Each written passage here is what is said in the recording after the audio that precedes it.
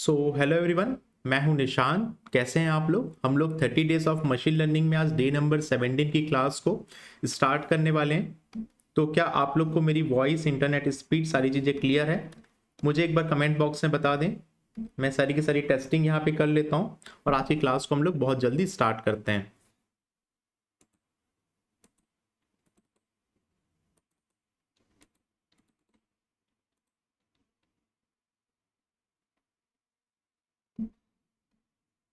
चलिए, आज की क्लास में हम लोग नया टॉपिक स्टार्ट करने वाले हैं। हमारे 30 डेज ऑफ मशीन लर्निंग में आज की हमारी जो क्लास है वो है हमारी डे नंबर 17 की क्लास। और हम लोगों ने प्रीवियस क्लास जो हमारी हुई थी, डे नंबर 16 की जो क्लास हुई थी, उसमें हमारा एक जो टॉपिक था फीचर इंजीनियरिंग का, मिसिंग हैंडलिंग वैल्यू वाला टॉपिक जो है उसको हम लोगों ने कंप्लीट कर लिया था। आज से हम लोग स्टार्ट कर रहे हैं हमारे नए टॉपिक को, वो है हमारा आउटलायर्स। और आगे चल के हमारी एक दो और भी क्लासेस जो आगे होने वाली है वो आउटलायर्स पे होने वाली है, क्योंकि ये बहुत ज़रूरी होता है फीचर इंजीनियरिंग के अंदर आउटलायर्स को हम लोग को कैसे हैंडल करना होता है और क्या क्या टेक्निक से हम लोग आउटलायर को डिटेक्ट करते हैं और रिमूव करते हैं, जिसको हम लोग आउटलायर डिटेक्शन कहते हैं। तो आज हम लोग आउटलायर से यहाँ पर अपना इंट्रोडक्शन करेंगे।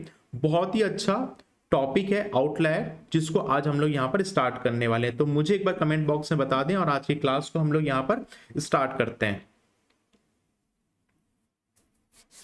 तो चलिए, हम लोग आज की क्लास स्टार्ट करते हैं। मैं आपको सबसे पहले ये बता दूं कि हम लोग पढ़ क्या रहे हैं और क्या चीज़ हम लोग यहाँ पे कंप्लीट करने वाले हैं। देखिए, हम लोग फीचर इंजीनियरिंग के जो टॉपिक है, फीचर इंजीनियरिंग के जो टॉपिक है उसमें हम लोगों ने ये जो टॉपिक है हमारा मिसिंग हैंडलिंग इम्प्यूटेशन जो है, ये टॉपिक हम लोगों ने कंप्लीट कर लिया। अभी हम लोग आउटलायर डिटेक्शन जो है वो इसे स्टार्ट कर रहे हैं फीचर ट्रांसफॉर्मेशन के अंदर, फीचर इंजीनियरिंग में। ठीक है, अब मैं आपको एक चीज़ यहाँ पे बता दूं कि हम लोग यहाँ पर किस तरीके से आउटलायर्स को यहाँ पर हैंडल करते हैं। सबसे पहले हमको ये पता होना चाहिए कि हम लोग machine learning development life cycle, machine learning development life cycle में क्या स्टेप्स है, मैंने आपको प्रीवियस क्लासेस में बताया है।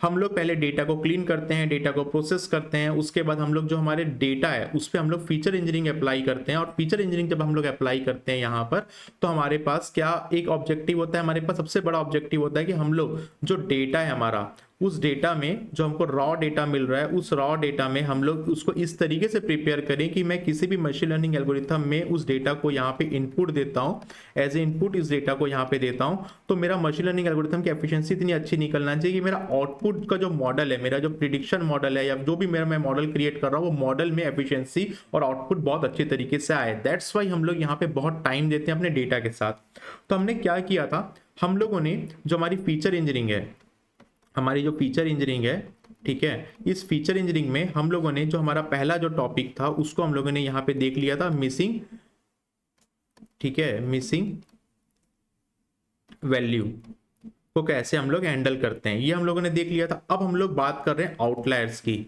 अब हम लोग बात कर रहे हैं आउटलायर्स की। अब ये आउटलायर्स पे फोकस करिए। इस आउटलायर्स की ना टोटल 4 टेक्निक होती है, ठीक है, जिसके थ्रू हम लोग अभी आगे आने वाली जो क्लासेस हैं उसमें हम लोग ये एक एक करके सारी टेक्निक को देखेंगे, समझेंगे। सबसे पहली जो हमारी टेक्निक होती है ना आउटलायर्स की, वो होती है आपकी जेड स्कोर ट्रीटमेंट। ये पहली टेक्निक होती है हमारे आउटलायर्स की। दूसरी टेक्निक हमारी होती है IQR। इसका मतलब ये इंटर क्वार्टाइल रेंज, ठीक है, इसको हम लोग जो बोलते हैं वो क्या बोलते हैं, इंटर क्वार्टाइल रेंज, ठीक है, ये दूसरी टेक्निक होती है। और जो तीसरी टेक्निक होती है वो है आपका परसेंटेज मेथड, परसेंटाइल मेथड। और जो फोर्थ टेक्निक जो हमारी होती है वो होती है हमारी विंसोलाइजेशन। तो इस तरीके से 4 टेक्निक हम लोग देखने वाले हैं आउटलायर्स के अंदर। अब तो ये तो हो गया नॉर्मल हमारी जो एक बुकिश लैंग्वेज है उसकी बात। अब आप समझिए आउटलायर्स होता क्या है। यदि मैं आउटलायर्स की बात करूं मेरे मशीन लर्निंग मॉडल के अंदर, यदि इस तरीके सा का कोई डेटा है, ठीक है, जहां पर मेरा इस तरीके का कोई मेरे पास एक डेटा सेट है जिसका विजुअलाइजेशन यहाँ पे ऐसा दिखता है, ठीक है। अब यदि मैं चाहता हूं कि लीनियर रिग्रेशन मेरा ऐसा बने, एक मिनट, मैं चाहता हूं कि मेरा लीनियर रिग्रेशन इस तरीके का बने, ठीक है, लेकिन यदि इसमें 2 इस तरीके का आउटलायर्स यहाँ पे आ जाता है जो यहाँ पे चलता है। ठीक है, आपको थोड़ा सा ये थोड़ा सा आपको ना थोड़ा सा बुकिश लग रहा होगा। मैं एक एग्जांपल के थ्रू समझाता हूँ। मान लीजिए एक क्लास है, ठीक है, इस क्लास में ये है आपका, ये है मान लीजिए आपका मार्क्स है, ठीक है, और ये आपके मान लीजिए मार्क्स है। एक मिनट मुझे ना टेबल बनाने दो। मान लीजिए आपका ये मार्क्स है, ठीक है, और यहाँ पे मान लीजिए आपका कोई परसेंटाइल है। ठीक है, यहाँ पर ऐसे 80% स्टूडेंट है जिन लोग के मार्क्स मान लीजिए 40 से 60 के आसपास आए। ये जो ब्लू कलर से हैं ये मान लीजिए 40 से 60 के आसपास के मार्क्स हैं। वैसे ही यदि कुछ ऐसे स्टूडेंट हैं जिनके मार्क्स ना बहुत ज्यादा 98 है, ठीक है, ऐसे 5 स्टूडेंट है जिनके मार्क्स 98, 97, 99 इस तरीके के मार्क्स हैं, वो ये स्टूडेंट हो सकते हैं। ठीक है, अब क्या है, यदि मैं इस पूरे सेक्शन पे एनालिसिस करूं कि इस सेक्शन में किस तरीके के स्टूडेंट्स पढ़ते हैं, यदि मैं इस आउटलायर्स को भी कंसीडर करूंगा तो मेरा ये जो ग्राफ, मेरी जो लाइन लीनियर रिग्रेशन की ऐसे बन रही है ना, वो कैसे बनेगी, यहां पर वो कुछ इस तरीके की बन जाएगी। ठीक है, मतलब हम लोग इनको भी यदि कंसीडर करेंगे तो ऐसे कंडीशन में हम लोग क्या करते हैं, हम लोग ऐसे कंडीशन में इन आउटलायर्स को रिमूव कर देते हैं या फिर हम लोग इनको जो है सुधारने की कोशिश करते हैं, उनको एक जनरलाइज वे में लाने की कोशिश करते हैं। ये काम होता है आउटलायर्स का। एक और एग्जांपल मैं आपको बताता हूं। हमारे निजी जीवन में भी कई ऐसे लोग होते हैं जिनको हमको ना रिमूव करना होता है या फिर उनको सुधारना होता है। ठीक है, ये इस तरीके से आप समझो, जैसे मान लो कि हम लोग किसी मैरिज फंक्शन में, ठीक है, अब हमेशा इंडियन टिपिकल फैमिली में होता ही है कि किसी भी मैरिज फंक्शन में हम लोग एक ग्रुप की तरह अच्छी तरीके से एंजॉय करते हैं, लेकिन 2 4 5 लोग ऐसे होते हैं जस्ट लाइक जीजा जी एंड फूफा जी टाइप लोग, कि वो लोग को कुछ भी चीज अच्छा नहीं लगता है। ठीक है, वो लोग इस ग्रुप में शामिल नहीं होते, एक तरफ मुंह फुला के बैठे रहते हैं। वो ऐसे लोग होते हैं जो पूरे के पूरे इवेंट को खराब करते हैं, उस इवेंट में आउटलायर्स की तरह काम करते हैं। तो इस तरीके की चीजों को हम लोग आउटलायर्स बोलते हैं। आप समझ सकते हैं, एक छोटा सा मैंने एक फंकी सा एग्जांपल आप लोग को दे दिया, लेकिन आप इसको समझिए, इस तरीके से ये काम करते हैं। अब यदि मैं इस पे लीनियर मॉडल बनाना चाहूं, ठीक है, तो यदि मैं इसको कंसीडर करता हूं तो मेरा ये इस तरीके से लीनियर रिग्रेशन मॉडल बन जाता है। लेकिन यदि मैं इसको कंसीडर करता हूं तो मेरा कैसा लीनियर मॉडल बनेगा, इस तरीके का लीनियर मॉडल बनेगा। दैट्स वाई आउटलायर्स को यहां से रिमूव किया जाता है। एक चीज आपको समझ में आई। दूसरा एक और एग्जाम्पल मैं आपको देता हूं। मान लीजिए कि एक ग्रुप है, ठीक है, ये ग्रुप है हॉर्स का, बहुत सारे यहाँ पे हॉर्स हैं। ठीक है, इस हॉर्स के ग्रुप में, इस घोड़े लोग का यदि ग्रुप है, ठीक है, इस हॉर्स के ग्रुप में यदि मैं जिराफ लेके आ जाऊं, 2 से 3 जिराफ लेके आ जाऊं, ठीक है, यहाँ पे, अब जिराफ की हाइट कितनी होती है, जिराफ की हाइट मान लीजिए यहाँ पर 10 फीट है। ठीक है, 10 से ज्यादा ही होती होगी, है ना। अब और यहाँ पे जो हॉर्स है उसकी हाइट लगभग यहाँ पे 6 से 7 फीट होती है। अब इस ग्रुप में ये जो जिराफ है वो आउटलायर्स की तरह काम करेगा। तो वो एलिमेंट्स हमारे डेटा सेट में, इस तरीके के एलिमेंट्स जो पूरे के पूरे ग्रुप को इस तरीके से डिस्टर्ब कर देते हैं जिससे कि हम लोग उनको कंसीडर ना करें, इसको हम लोग आउटलायर्स बोलते हैं। ये आज चीज आपको नॉर्मल से क्लियर हो गया, आउटलायर्स बोलते किसको हैं। एक बार हम लोग यहाँ पर एक बुकिश लैंग्वेज को पढ़ लेते हैं और उसके बाद हम लोग यहाँ पर आगे समझना स्टार्ट करते हैं आउटलायर्स के और भी चीजें। मैं आपको क्या क्या चीज बताने वाला हूँ आज की पूरी क्लास में, पूरा आराम से धीरे धीरे बताने वाला हूँ आउटलायर्स के बारे में। चारों टेक्निक धीरे धीरे करके हम लोग पढ़ेंगे, 1-2 क्लासेस और लेंगे हम लोग आउटलायर्स पे। आउटलायर्स क्या डेंजर होता है, आउटलायर का क्या रोल होता है एनोमली डिटेक्शन एल्गोरिथम के अंदर, और ये बहुत बड़ा डिटेक्शन है, एल्गोरिथम है जिस पे क्रेडिट कार्ड का फ्रॉड एनालिसिस किया जाता है, जिसके बारे में भी आपको आगे चल के बताऊंगा। क्या इफेक्ट्स होते हैं आउटलायर्स का एमएल एल्गोरिथम में, मशीन लर्निंग एल्गोरिथम में क्या क्या इफेक्ट्स डाल सकता है आउटलायर्स, इसके बारे में आपको बताऊंगा।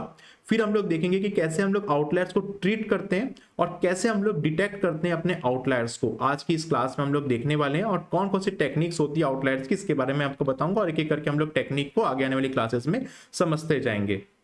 और आज की क्लास में लास्ट तक आप जरूर देखिएगा। आज की क्लास बहुत अच्छी इसलिए होने वाली है क्योंकि आज मैं आपको ना यहाँ पर एक बहुत अच्छी चीज बताने वाला हूं, वो है हमारी स्टोरी टेलिंग से रिलेटेड चीजें, स्टोरी टेलिंग से रिलेटेड टॉपिक। क्योंकि लास्ट मैं देख रहा हूं डे नंबर 17 में आज मैंने डेटा क्यूरियस माइंड के अंदर art of story telling in the data science रखा हुआ है, क्योंकि मैं लास्ट कई दिनों से देख रहा हूं कि बहुत सारे कमेंट्स आ रहे हैं जिसमें आप लोग यही चीज पूछते हो कि मैं यदि फ्रेशर हूं तो मैं कैसे इंटरव्यू को क्रैक करूंगा, मेरे को कैसे इंटरव्यू में अपनी स्टोरी टेलिंग करनी है, कैसे प्रोजेक्ट को एक्सप्लेन करना है। तो आज मैंने यही टॉपिक को इसके अंदर रखा हुआ है, जो आज मैं आपको पढ़ाने के बाद जो है इस टॉपिक पे आपके साथ डिस्कस भी करूंगा। तो ये टॉपिक पे हम लोग कंप्लीट डिस्कस करेंगे। तो हमारी क्लास आज की बहुत इंटरेस्टिंग होने वाली है।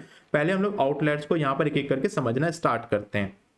तो मैंने जो छोटे मोटे आपको एग्जांपल दिया उससे आप लोगों को ये समझ में आ गया आउटलायर्स किस तरीके का यहाँ पर काम करता है। एक बार डेफिनेशन भी हम लोग यहाँ पर देख लेते हैं, क्या यहाँ पे डेफिनेशन हमको जो है बोल रही है। तो आप यहाँ मेरे स्क्रीन पे देखिए क्या लिखा हुआ है, in data analytics outliers are value within a data set, they are very greatly from the others, they are either much larger or significantly smaller। ठीक है, यहां पर भी क्या लिखा हुआ है, इन स्टैटिस्टिक्स एनी ऑब्जर्वेशन और data points that divided significantly and do not conform with the rest of the observation of the data points in the data set is called outliers। Outliers are extreme value in the feature or data set। ये वही चीज लिखी हुई है जो चीज अभी हम लोगों ने समझी है। एग्जाम्पल जो अभी हम लोगों ने यहाँ पर देखा है, ठीक है, जो मैंने अभी आपको बताया है, क्या लिखा हुआ एग्जाम्पल में भी आप यहाँ पर देखिए। For example, if you have a data set with a feature height, the majority of value feature range between the 4 to 6 feet, right? 4.5 to 6 feet, but there is one of the value is a 10 feet, which this value would be considered an outliers, as it is not only a extreme value but that is a impossible height as well। देखो यहाँ पर जो भी हम लोग ये consider करें, class group की बात करें, ये क्लास ग्रुप है। मान लीजिए इस क्लास ग्रुप में 4.5 से लगभग 6.5 फीट के यहाँ पे लगभग कुछ स्टूडेंट्स हैं, ठीक है। कुछ किसी की हाइट यहाँ पे 10 फीट है, ऐसा तो होता नहीं है वैसे प्रैक्टिकल वे में 10 फीट है। या फिर आप इस तरीके से समझो कि ये हॉर्स लोग का ग्रुप है जो 4.5 से 5 फीट 6 फीट का हॉर्स लोग हैं। यहाँ पे जिराफ यदि इस ग्रुप में शामिल हो जाता है तो वो 10 फीट से ज्यादा का रहता है, जो अभी थोड़ी देर पहले मैंने एग्जाम्पल बताया। यही आउटलायर्स होता है, जो चीज यहाँ पे लिखी हुई है थ्योरेटिकल वे में, वही चीज हम लोगों ने भी एग्जाम्पल वे में समझ लिया। तो आई होप आपको आउटलायर्स क्या होता है समझ में आ गया होगा। स्टैटिस्टिक्स भी यही बोलता है कि कोई भी ऑब्जर्वेशन उस डेटा पॉइंट में हम लोग करते हैं जो एकदम रेस्ट ऑफ ऑब्जर्वेशन और डेटा पॉइंट से अलग होता है, ठीक है, यही आउटलायर्स कहलाता है डेटा सेट के अंदर। अब हम लोग बात क्या करते हैं कि आउटलायर्स क्या डेंजर होता है हमारे लिए, इसको हम लोग को समझना जरूरी है। क्या अनसेफ है, क्या आउटलायर्स हमारे डेंजर है। तो इसको आप देखिए, यदि मैं इसको पढ़ूं, ठीक है, क्या आउटलायर डेंजर होता है, तो outliers can be problematic and dangerous when they are caused by incorrect data entries। ठीक है, they are destroy statistical measurement और lead to misleading conclusion। क्या है कि यदि मेरे पास इस तरीके का कोई डेटा सेट है, इस डेटा सेट में मेरे पास यदि range 6 feet 8 feet 6 feet 8 feet ऐसी रेंजेस आ रही है मेरे पास, लेकिन अचानक से मेरे पास यहाँ 80 हो गया, मतलब टाइपिंग एरर हो गया, ठीक है, डेटा एंट्री में यहाँ पर इनकरेक्ट हो गया, 80 हो गया, या 6 की जगह मेरी जो रेंज है वो 6 की जगह मान लीजिए 60 हो गई, या 6 की जगह मान लीजिए 600 दो बार 00 टाइप हो गया। इस तरीके की चीजें यदि हमारे डेटा सेट में आती है तो बहुत ही ज्यादा प्रॉब्लमेटिक और डेंजरस होती है। दैट्स वाई यहाँ पर आउटलायर को डेंजर रेंज में रखा जाता है और अनसेफ की तरह देखा जाता है। तो हम लोग क्या करते हैं, जब हमको डेटा सेट मिलता है और हम लोग किसी भी मशीन लर्निंग मॉडल में उस डेटा सेट को यूज करते हैं, तो हम लोग आउटलायर्स को वहां पे डिटेक्ट करते हैं कि क्या ये हमारे मशीन लर्निंग मॉडल में प्रॉब्लम क्रिएट करेगा, क्या उसके लिए अनसेफ होगा या डेंजर होगा। क्योंकि पूरा एक मशीन लर्निंग मॉडल बन जाने के बाद यदि आपके डेटा सेट में आउटलायर्स रहेंगे तो आपका पूरा की पूरा मॉडल क्रैश हो जाएगा। ये चीज आपको समझना बहुत जरूरी है। एज ए एग्जांपल भी हम लोग यहाँ पर देख लेते हैं, क्या लिखा हुआ है, let's say you are analysis a data set of student test score in a class, most of the score fall within a responsible range between 60 and 100, but their one data entry show the 1000।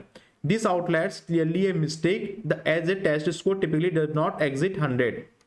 वही चीज लिखा हुआ है जो मैंने आपको बताया कि एक क्लास में मान लो इस क्लास में लगभग हर स्टूडेंट्स का जो स्कोर है वो 60 से 100 के बीच में आया है, ठीक है, लेकिन हम लोग को पता है कि 100 नंबर का ही हमारा पूरा वो क्वेश्चन पेपर है, ठीक है, लेकिन कहीं पे गलती से 1000 टाइप हो गया है। तो ये टिपिकली यहाँ पे बताता है कि ये मिस्टेक है, क्लियरली मिस्टेक है, ठीक है, 1000 यदि आ गया वहां पे। तो इस तरीके से हम लोग को आउटलायर्स को यहाँ से डिटेक्ट करना होता है और इसको अनसेफ जो है रीजन से हटा के, डेंजरस रीजन से हटा के यहाँ पे आउटलायर्स को रिमूव करना पड़ता है। क्यों क्योंकि एक बार मैं फिर से यहाँ पे डायग्राम के थ्रू आपको बता देता हूँ, क्योंकि यदि मैं एक लीनियर रिग्रेशन मॉडल बनाता हूँ, ये चीज आपको बार बार याद रखनी है, जब हम लोग आउटलायर्स की बात कर रहे हैं तो होगा क्या, ये मेरा लीनियर रिग्रेशन मॉडल है। इसमें मान लीजिए यहाँ पे स्टूडेंट्स के मार्क्स हैं, यहाँ पर स्टूडेंट्स हैं, ठीक है।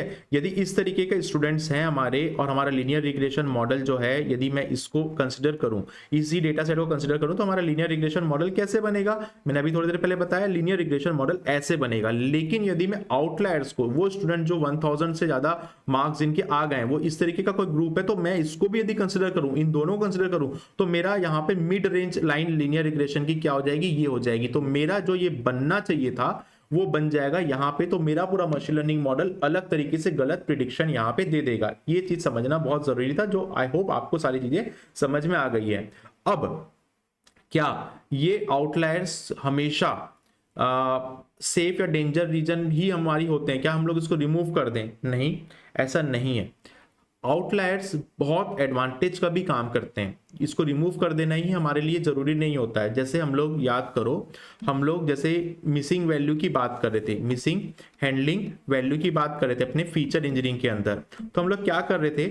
इस मिसिंग वैल्यू को रिमूव कर दे रहे थे। पहला काम तो यही था, माफ करिए एक मिनट, हम लोग क्या कर रहे थे?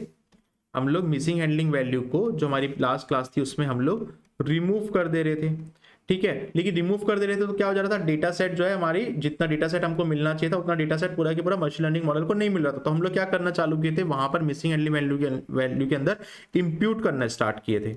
मतलब कुछ वैल्यू थी उसको हम लोगों ने फिल करना स्टार्ट किया था। फिल कैसे कैसे कर रहे थे? KNN एल्गोरिथम लगाए थे, ठीक है। इंप्यूट वैल्यू के मेथड्स मोड, मीडियन वगैरह हम लोग यूज कर रहे थे, और उस जो खाली वैल्यू है, मिसिंग वैल्यू है, उसको हम लोग फिल करने की कोशिश कर रहे थे, जिससे कि हमारा मशीन लर्निंग मॉडल पे जो डेटा जाए वो मिसिंग वैल्यू को हैंडल करते हुए हमारा मशीन लर्निंग मॉडल जो है तैयार हो।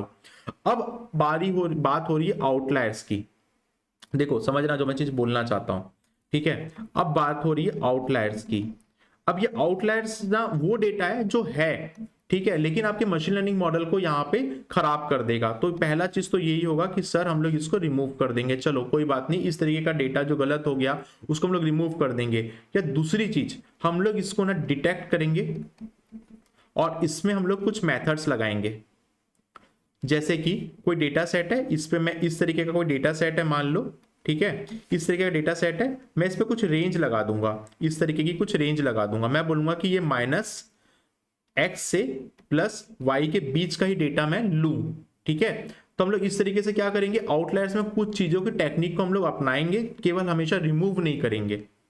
दूसरी बात यह है कि जो लोग आपके लाइफ में आपको परेशान करते हैं, या ऐसे बहुत सारे लोग हमारे पर्सनल लाइफ में होते हैं, यदि जिनको हम लोग अपने जीवन में बहुत ज्यादा तवज्जो दें, हम उनको इग्नोर ना करें, तो वो क्या करेंगे? हमारे पूरे मॉडल को, हमारे ह्यूमन के जो पूरे मॉडल है उसको वो आपको डिस्टर्ब कर देंगे, आपकी एफिशिएंसी खराब होगी, आप डिस्टर्ब हो जाओगे। किसी के को यदि आप बहुत ज्यादा कंसिडर करोगे, बहुत ज्यादा वैल्यू दोगे, तो आपके पर्सनल लाइफ में आप बहुत ज्यादा डिस्टर्ब हो जाओगे, ठीक है। तो हम क्या करते हैं? एक्चुअली ह्यूमन जो क्या करते हैं, वो क्या करते हैं? उसे रिमूव कर देते हैं, या तो उसको इग्नोर करना स्टार्ट कर देते हैं, यही चीज करना भी चाहिए, या फिर हम उनको सुधारने की कोशिश करते हैं। उनको कई बार हम लोग समझाते हैं कि भाई समझ जाओ, आपको यदि मैं वैल्यू दे रहा हूं तो आपको भी मुझे वैल्यू देनी होगी। वही काम हम लोग आउटलायर्स के साथ करेंगे यहाँ पे। अब आउटलायर्स में हम लोग क्या करते हैं? यदि आपके पास कोई इस तरीके का एक डेटा है जिसमें कोई ट्रांजैक्शन हो रहे है, कोई ये बैंक का डेटा है, ठीक है, इस बैंक के डेटा में कोई ट्रांजैक्शन हो रहे हैं। मान लीजिए मेरा नाम यहाँ पे है, ठीक है, सीरियल नंबर डाल देता हूँ, मेरा नाम डाल देता हूँ निशांत। अब मेरे में ट्रांजेक्शन्स हो रहे हैं, मेरे पास कुछ अमाउंट्स क्रेडिट हो रहे हैं। मान लीजिए मेरे मंथली अमाउंट्स यहाँ पे लगभग 10,000 के होते हैं, 10,000, 15,000, फिर 25,000, ऐसे मेरे अमाउंट जो है वो क्या हो रहे हैं? यहाँ पर डेबिट हो रहे हैं। मैं परचेस कर रहा हूँ, हमेशा मेरे क्रेडिट कार्ड के थ्रू जा रहा हूँ अपने बैंक में, और मैं परचेस कर रहा हूँ 10,000, 15,000, 25,000 के, जो एक नॉर्मल ऑन एन एवरेज मैं अपने परचेसिंग जो है वो उस चीज को कर रहा हूँ। और ओवरऑल मैं पर मंथ यहाँ पे मान लीजिए 1 लाख रुपीज का परचेस करता हूँ, ठीक है। अब ये जो परचेस का जो मेरा रेंज है वो मैं क्या करता हूं? मान लीजिए मैं अपने फ्यूल भराया अपने कार पे, अपने व्हीकल पे, मान लीजिए मैं किसी कहीं शॉपिंग करने के लिए गया, तो मैं लगभग पर्टिकुलर एक 10-10 दिन के गैप में, 7 डेज के गैप में, इस तरीके से मैं कुछ अपने क्रेडिट कार्ड्स को यूज करता हूं। मान लो मैं ट्रैवल करने के लिए गया तो मैंने कुछ फ्लाइट टिकट बुक की, मैंने ट्रेन टिकट्स बुक की, मैं रेस्टोरेंट गया, मैं मान लीजिए कोई होटल बुकिंग किया, इस तरीके से मैं यहाँ पे 1 लाख रुपीज खर्च करता हूँ। अब मेरे क्रेडिट कार्ड में मेरी जानकारी के बिना फ्रॉड होना स्टार्ट हो जाए, ठीक है। तो वहां पे क्या होगा, मेरे पास फ्रॉड में ओटीपी आया, मेरे अकाउंट से 50,000 रुपीज डेबिट हो गए, वापस उसी दिन मेरे अकाउंट से 25,000 रुपीज डेबिट हो गए, फिर वापस मेरे अकाउंट से मैं देख रहा हूं वहां पे 70,000 रुपीज डेबिट हो गए। ठीक है, ऐसा होता है कई बार हमारे पास। तो पूरे मेरे मशीन लर्निंग बैंक सर्वर के एल्गोरिथम को पता चल जाएगा कि यहाँ पर अनऑथेंटिकेट डिटेक्शन जो है वो हो रहा है, जिसको हम लोग एनोमली डिटेक्शन बोलते हैं, जो क्रेडिट कार्ड फ्रॉड एनालिसिस में होता है। ये जो है ना, ये आउटलायर्स की तरह काम करेगा। ये जो वैल्यू है, जो 50,000, 25,000 और जो 70,000, ये जो वैल्यू है मेरी, ये पूरी की पूरी वो वैल्यू है। वो कौन सी वैल्यू है आपकी? आउटलायर्स वैल्यू है। ठीक है, और ये मेरी जनरलाइज वैल्यू है। इसको इस तरीके से समझो, ये मेरा बैंक अकाउंट है, यहाँ पे जो मेरी वैल्यूज है, ये मेरी वो वैल्यूज है कौन सी? 10,000, 15,000, 25,000। ये वैल्यू कौन सी? मेरी जनरल वैल्यू है। ठीक है, लेकिन यदि ये वैल्यू 50,000, 25,000, 70,000 विद इन 5 मिनट्स में यदि ये वैल्यू यहाँ पर मेरी डेटा के अंदर जा रही है, ये वैल्यू मेरी मान लीजिए डेटा के अंदर जा रही है, कौन सी वैल्यू? ये वाली ब्लू कलर से जो दिख रही है, ये वैल्यू कौन सी हो गई? मेरी आउटलायर वैल्यू हो गई। ठीक है, हर 5-5 मिनट में मेरे पास 50,000 मेरा डेबिट हो गया, मेरा 25,000 डेबिट हो गया, मेरे 70,000 डेबिट हो गया, मेरे अकाउंट में मान लीजिए 3 लाख रुपीज थे, वो धीरे धीरे डेबिट होना स्टार्ट हो गया। तो मेरा जो मशीन लर्निंग मॉडल है वो यहाँ पर मेरे बैंक सर्वर में है। ठीक है, वो तुरंत मेरे बैंक सर्वर को वार्निंग रेज करेगा, ठीक है, कि इस अकाउंट में यहां पर कुछ डिटेक्ट हो रहा है। और डिटेक्ट क्या हो रहा है? एनोमली डिटेक्शन यहाँ पे इसी चीज को बोलते हैं, जो डिटेक्ट करता है कि यहाँ पर अनऑथेंटिकेटेड चीजें जो रेगुलर वे में नहीं हो रही है वो यहाँ पर शो हो रही है। तो आउटलायर्स को हम लोग इग्नोर भी नहीं कर सकते इस तरीके के प्रोजेक्ट्स में। ये चीज आपको क्लियर हुआ जो मैंने आपको बताया? अब देखिए वही यहाँ पे चीज लिखा हुआ है जो अभी मैंने आपको यहाँ पे समझाया, वही चीज यहाँ पर लिखी हुई है। क्या लिखा हुआ है? व्हाट रोल, एक minute, what role play anomaly detection algorithm in the outliers. ठीक है, अब मैं यहाँ पर डेफिनेशन को पढ़ता हूँ। क्या लिखा हुआ है? Anomaly detection is a technique used to identify pattern in the data that divide significantly from to the normal और एक्सपर्ट बिहेवियर। ये क्या है? जो आइडेंटिफाई पैटर्न है, जो मेरा पैटर्न चल रहा था 10,000, 15,000, 25,000 जो मैं रेगुलरली परचेस करता था, उससे अलग पैटर्न मुझे शो करेगा। ठीक है, it involves detect data points, events और observation.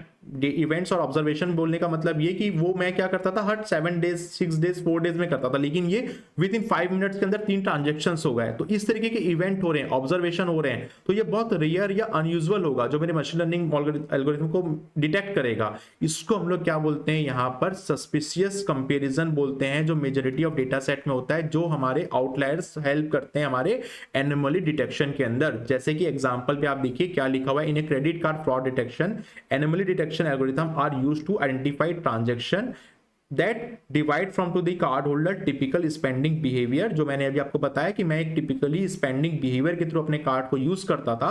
For instance if a credit card is suddenly used for to the last transaction in the foreign country, जैसे मान लीजिए फॉरेन कंट्री से मेरा ट्रांजेक्शन हो रहे हैं, ये भी एक तरीका हो सकता है। जैसे कि वो ट्रांजेक्शन मेरे हो रहे थे 50,000, 25,000, तो मेरा मशीन लर्निंग एल्गोरिथम बोलता है कि ये जो ट्रांजेक्शन होते थे हमेशा इंडिया के अंदर होते थे, अब ये ट्रांजेक्शन किसी और कंट्री से हो रहे हैं, वो भी लार्ज अमाउंट में हो रहे कम टाइम में, तो वो वहां पे या कार्ड होल्डर को कनेक्ट कर सकता है और उस ट्रांजैक्शन को वहां पर रेड फ्लैग उसको दिखा सकता है। इस तरीके से फ्रॉड डिटेक्शन के चीजों में आउटलायर्स हेल्प करता है। दैट्स व्हाई हम लोग आउटलायर्स को यहाँ पे हमेशा अपने मशीन लर्निंग मॉडल को ऐसा ट्रेन नहीं करते हैं कि आउटलायर्स को हमेशा इग्नोर कर दिया जाए, क्योंकि आप कभी भी ना, जैसे स्कूल और ये जो एग्जांपल मैं देता हूं वहां पर आप क्या करते हो, एक स्टैटिक डेटा होता है। मान लो स्टैटिक डेटा में काम करना होगा तो कोई बात नहीं, हमारे पास एक डेटा आया वेयर हाउस के अंदर, हमने उस डेटा को लिया और वहां पे आउटलायर्स को रिमूव करके अपना एक मशीन लर्निंग एल्गोरिथम बना दिया। लेकिन 90% केसेस में हम लोग स्टैटिक डेटा में काम ही नहीं करते हैं, हम लोग डायनेमिक डेटा में काम करते हैं। मतलब डेटा वहां पे अपडेट होते जाएगा और मशीन लर्निंग मॉडल में इतनी कैपेबिलिटी होगी कि वो भी अपडेट होते जाएगा। तो यहाँ पर एनोमली डिटेक्शन को हम लोग यहाँ पर जो है कंसीडर करते हुए चलते हैं। दैट्स वाई आउटलायर को हमेशा यहाँ पे रिमूव नहीं किया जाता है, नहीं किया जाता है। आप याद रखो इस बात को। इंटरव्यूअर आपसे ये क्वेश्चन पूछ सकता है, ये क्वेश्चन बहुत बेसिक क्वेश्चन है और अधिकतर स्टूडेंट जो केवल बुक की लैंग्वेज में पढ़ लेते हैं और नहीं पता क्या जाके वो लोग जो है चीज़ों को पढ़ते हैं, इतना ईजी सा सिंपल सा चीज नहीं पता वो क्यों नहीं समझ पाते हैं और इंटरव्यू में जाके ये बोल देते हैं कि आउटलायर्स को हम लोग हमेशा रिमूव कर देते हैं। आपको ये आंसर नहीं देना है। यदि आप मेरे साथ इस कंप्लीट नीट सीरीज को पढ़ रहे हो तो इंटरव्यू में आपसे आउटलायर्स के बारे में पूछा जा रहा है, आप आउटलायर्स क्या होते हैं आप समझाइए, एग्जाम्पल के थ्रू समझाइए, पूरा स्टोरी टेलिंग करके समझाइए। मैं भी आपको आज की क्लास में स्टोरी टेलिंग के एडवांटेजेस बताने वाला हूँ। उसके बाद उनको ये भी बताइए, जब आपसे वो नेक्स्ट क्वेश्चन अधिकतर यही पूछा जाता है कि आउटलायर्स क्या हमेशा हमारे लिए डिसएडवांटेज का काम करते हैं, क्या डेंजर होते हैं, क्या अनसेफ होते हैं, तो आप ऐसे ही उनको एग्जांपल के थ्रू समझाइए कि नहीं, हम लोग क्रेडिट कार्ड फ्रॉड डिटेक्शन में, एनोमली डिटेक्शन में आउटलायर्स को यूज करते हैं। दैट्स वाई मैंने आपको इतना अच्छे तरीके से यहाँ पर बता रहा हूँ कि आउटलायर्स को हम लोग को अच्छे तरीके से समझना है, क्योंकि इससे क्वेश्चन हमारे बनते हैं फीचर इंजीनियरिंग के, ठीक है, आपके इंटरव्यू के लिए। तो ये बहुत जरूरी टॉपिक है। अब हम लोग देखते हैं कि हमारे मशीन लर्निंग एल्गोरिथम में आउटलायर्स क्या क्या इफेक्ट क्रिएट करता है। तो आप यहां मेरे स्क्रीन पे देखिए, effect of outliers on machine learning algorithm में हमारा जो आउटलायर्स है क्या क्या इफेक्ट क्रिएट करता है।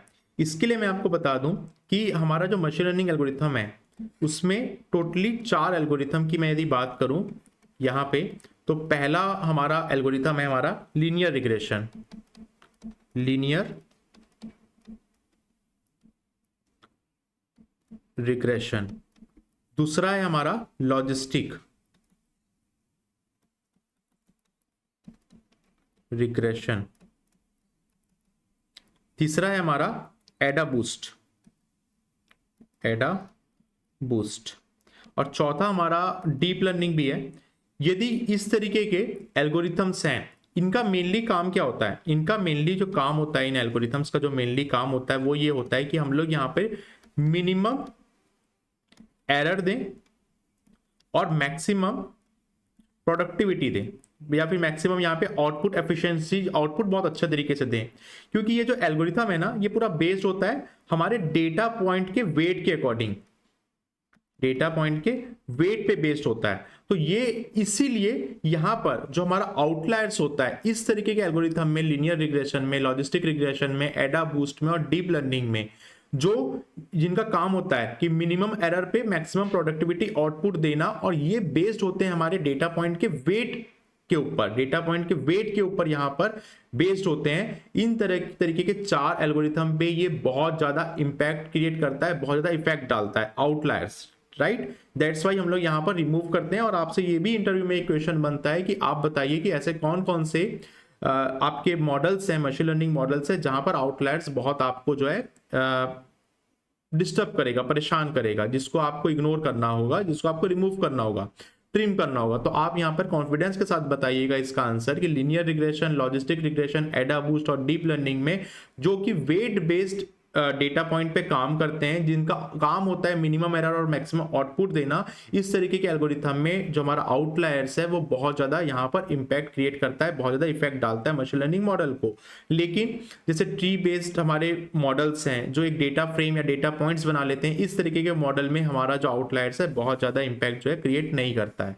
यही मैंने चीजें नोट्स के अंदर डाल दी है, आपको घबराना नहीं है, सारी की सारी चीजें आपके नोट्स के अंदर अवेलेबल है, जो चीज मैं आपको बताते जा रहा हूं। Outlier disturb weight based algorithm, ये याद रखिए, disturb weight based algorithm. Like यदि आपको लीनियर रिग्रेशन, लॉजिस्टिक रिग्रेशन का नाम याद नहीं आता ना, तो आप इतना भी बता सकते हैं, वेट बेस्ड एल्गोरिथम के अंदर आउटलायर जो है हमारे इफेक्ट करता है, बहुत ज्यादा डिस्टर्ब कर देता है, ठीक है। जैसे कि लीनियर रिग्रेशन, लॉजिस्टिक रिग्रेशन, एडा बूस्ट, ये हम लोग आगे चल के पढ़ेंगे भी इसके बारे में, ये एल्गोरिथम्स को हम लोग डेवलप भी करेंगे, ठीक है। The pool the model towards them the leading inaccurate prediction, linear regression के अंदर इनएक्यूरेट प्रेडिक्शन हमारी मिल जाती है हमको, मिस क्लासिफिकेशन होता है लॉजिस्टिक रिग्रेशन के अंदर, और ओवर फिटिंग हो जाती है एडा बूस्ट के अंदर। तो इस तरीके के एल्गोरिथम में इफेक्ट डालता है और डिस्टर्ब करता है हमारा आउटलायर्स, ठीक है।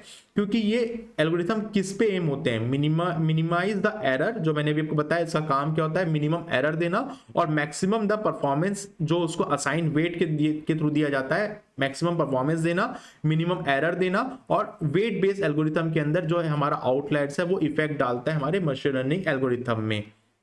ये काम होता है हमारे आउटलायर्स का, ठीक है। अब देखो क्या क्या चीजें हम लोगों ने पढ़ ली है, मैं पूरा एक बार रिवाइज करता हूं, फिर आगे हम लोग बढ़ते हैं कि आउटलायर्स होता क्या है मशीन लर्निंग के अंदर। हम लोगों ने देख लिया क्या ये डेंजर होता है, और यहाँ पे एनोमली डिटेक्शन में हम लोग कैसे आउटलायर्स को यहाँ पर यूज करते हैं, क्या रोल प्ले करता है हमारा आउटलायर एनोमली डिटेक्शन के अंदर, जैसे कि मैंने आपको क्रेडिट कार्ड का यहाँ पर एग्जाम्पल देके बताया। फिर हम लोगों ने देखा कि कौन कौन सी जगह में इफेक्ट डालता है हमारा आउटलायर मशीन लर्निंग एल्गोरिथम के अंदर। ये मैं पूरा सिस्टमेटिक आपको इसलिए पढ़ा रहा हूं क्योंकि आपसे इंटरव्यू में कोई भी बेसिक क्वेश्चन पूछे तो आपको सारी की सारी चीजें क्लियर होनी चाहिए। अब भाई ये सब तो बात हो गई, हम लोग इंट्रोडक्शन कर लिया, आउटलायर होता क्या है, क्या क्या उसके एडवांटेजेस होते हैं, जैसे हम लोगों ने देखा एनोमली डिटेक्शन करता है क्रेडिट कार्ड फ्रॉड में, उसके एडवांटेजेस होते हैं। डिसएडवांटेज क्या होते हैं कि इस तरीके के लीनियर रिग्रेशन, एडा बूस्ट, लॉजिस्टिक रिग्रेशन, जो वेट बेस्ड एल्गोरिथम होते हैं वहां पर आउटलायर जो है डिस्टर्ब करता है। अब आउटलायर्स को ट्रीट कैसे करते हैं इस पे हम लोग देखेंगे। अब ऑब्वियस सी बात है यार, आउटलायर्स मैंने स्टार्टिंग में बताया ना कि वो लोग हमारे पर्सनल लाइफ में जो हमको डिस्टर्ब करते हैं, जैसे कि वो स्टूडेंट जो आप लोग को डिस्टर्ब करते हैं। ऐसे हर क्लास में होता ही है, हम लोग भी जब पढ़ते थे तब कि हम लोग सब चाहते थे कि उस टॉपिक पे एक्स्ट्रा क्लास हो, क्योंकि हम लोग नॉर्मल एवरेज स्टूडेंट थे। लेकिन फर्स्ट बेंच के कुछ लोग थे जो कुछ पढ़ंतू टाइप के लोग थे, वो लोग चाहते थे कि नहीं ये टॉपिक तो मेरे को समझ में आ गया, हम लोग नेक्स्ट आगे के टॉपिक पढ़ेंगे। इस तरीके के कुछ लोग होते हैं जो ओवर पढ़ाकू या ओवर स्मार्ट, जो उनकी कैपेबिलिटी बोल सकते हैं ज्यादा होती है, वो आउटलायर की तरह होते हैं। अब इनको ट्रीट कैसे किया जाता है, ठीक है, हमारे लाइफ में हम लोग उन लोगों को जिनको हम लोग जो इग्नोर करना है उनको ट्रीट कैसे किया जाता है, उसके भी मेथड्स होते हैं हमारे ह्यूमन लर्निंग के अंदर। ठीक है, क्या करते हैं हम लोग, ट्रिम कर देते हैं, यार छोड़ो इग्नोर करो वो तो ऐसे ही है, रिमूव कर देते हैं, पहला चीज ये होता है। दूसरा, कैपिंग कर देते हैं। हम लोग क्या करते हैं, वो लोगों को एक लिमिट में बांध देते हैं कि उनको कितना ही तवज्जो हमको देना है अपनी लाइफ के अंदर, तो हम लोग क्या कर देते हैं, कैपिंग कर देते हैं। तीसरा कि हम लोग उनको आउटलायर को ट्रीट करते हैं मिसिंग वैल्यू की तरह। ये एग्जांपल इसलिए दे रहा हूं जिससे कि आप रिलेट कर सको, उसको बिल्कुल भी भूलो मत, आउटलायर को ट्रीट करना। देखो यार, एक चीज मैं आपको एकदम इजी सी चीज बताता हूं कि मशीन लर्निंग को ना ह्यूमन ने बनाया, ठीक है, डेटा साइंटिस्ट जो सब्जेक्ट है ना, इसको ह्यूमन ने बनाया। और ह्यूमन यदि समझने पे आ जाए किसी भी चीज को, जैसे कि आप लोग यहाँ पे पूरे डेडिकेशन के साथ समझ रहे हो, पूरे डेडिकेशन के साथ मैं आप लोग को यहाँ पे पढ़ा रहा हूँ, हमको मशीन लर्निंग सीखने से, हमको डेटा साइंटिस्ट बनने से कोई नहीं रोक सकता। आपके अंदर हिम्मत और जज्बा होना चाहिए किसी भी चीज को करने के लिए, स्लोली बट श्योरली। आप ये इस चीज को अपने लाइन के अंदर लिख के रख लो, अपने स्टेटस में डाल लो, आप जहां पढ़ते हो वहां पे लिख लो ऊपर में, स्लोली बट श्योरली। आप स्लो चलोगे, धीरे धीरे सीखोगे, लेकिन श्योरली आप सीखोगे एक ना एक दिन। आपको बस गिव अप नहीं करना है, और इसी तरीके से हम लोग को समझते हुए चलना है। जैसे कि हम लोग अपने पर्सनल लाइफ में आउटलायर्स को यहाँ पर रिमूव करते हैं, वैसे डेटा से उस आउटलायर को कैसे रिमूव करेंगे, या तो पहले हम लोग ट्रिम कर देंगे, रिमूव कर देंगे उनको,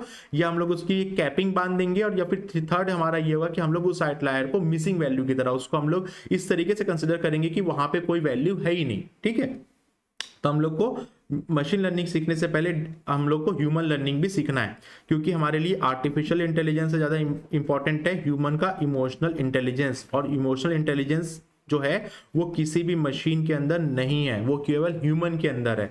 हमको इसी को स्टेबल रखना है और अपनी जर्नी को बहुत अच्छी तरीके से पढ़ते हुए जाना है। और वो आउटलायर जो आपकी स्टडी में डिस्टर्ब कर रहे हैं आपको, चाहे इंस्टाग्राम हो, चाहे आपकी सोशल मीडिया लाइफ हो, उसको किस तरीके से ट्रीट करो, बिल्कुल आउटलायर्स की तरह ट्रीट करो, बिकॉज कैरियर बनाने के लिए ये चीजें बहुत ज्यादा जरूरी होती है। तो देखो, समझो क्या क्या मेथड्स हो सकते हैं आउटलायर्स को ट्रीट करने के, ठीक है, उसके साथ डील करने के। पहला जो है, आप या तो उसको ट्रीट करो एज ए ट्रिमिंग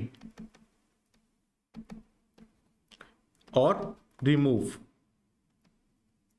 ठीक है। सेकंड होता है मेथड जो आउटलायर को हम लोग को हैंडल करने का जो मेथड होता है कि कैसे हम लोग को आउटलायर को हैंडल करना है, कैपिंग करो उसकी। थर्ड मेथड होता है हमारा, अदर मेथड्स भी होते हैं और उसको ट्रीट करो एज ए मिसिंग वैल्यू। या फिर हम लोग एक और मेथड होता है यहां पर कि हम लोग उसको क्या करते हैं, डिस्क्रीट करते हैं। बताता हूं मैं क्या करके। देखो, ट्रिमिंग और रिमूव की बात करते हैं। क्या है कि यदि मेरे पास ये डेटा सेट है,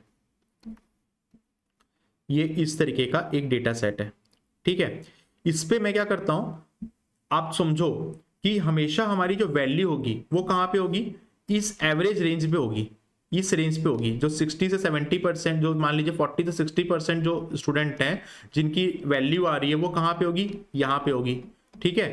तो वो स्टूडेंट जो बहुत कम परसेंटेज लेके आए, इस तरीके से समझो एक क्लास में 100 स्टूडेंट्स है, जिन लोग का जो मार्क्स है, कुछ स्टूडेंट्स का मार्क्स 40 से 60 आता है, ये एवरेज स्टूडेंट है, ठीक है, एक सब्जेक्ट में। लेकिन कुछ स्टूडेंट्स है जिनके मार्क्स ये प्लस साइड में बहुत ज्यादा आ गए, 90+ प्लस आ गए जिनके मार्क्स, वो स्टूडेंट कहाँ पे होंगे, इस रेंज में होंगे, ये वाले रेंज पे होंगे। और कुछ स्टूडेंट्स है जो पढ़ते ही नहीं, जिनका मार्क्स बहुत कम है, मान लीजिए 2, 5, 6 ऐसे मार्क्स आ गए हैं, 10, 5 ऐसे मार्क्स आ गए हैं, वो किस रेंज में होंगे, इस रेंज में होंगे, यहाँ पर होंगे स्टूडेंट्स। तो हम लोग क्या करते हैं, उनको ट्रिम कर देते हैं, रिमूव कर देते हैं। मैं क्या करता हूँ, इस डेटा सेट में जाता हूँ, इस डेटा सेट में इसको यहाँ से रिमूव कर देता हूँ, ठीक है।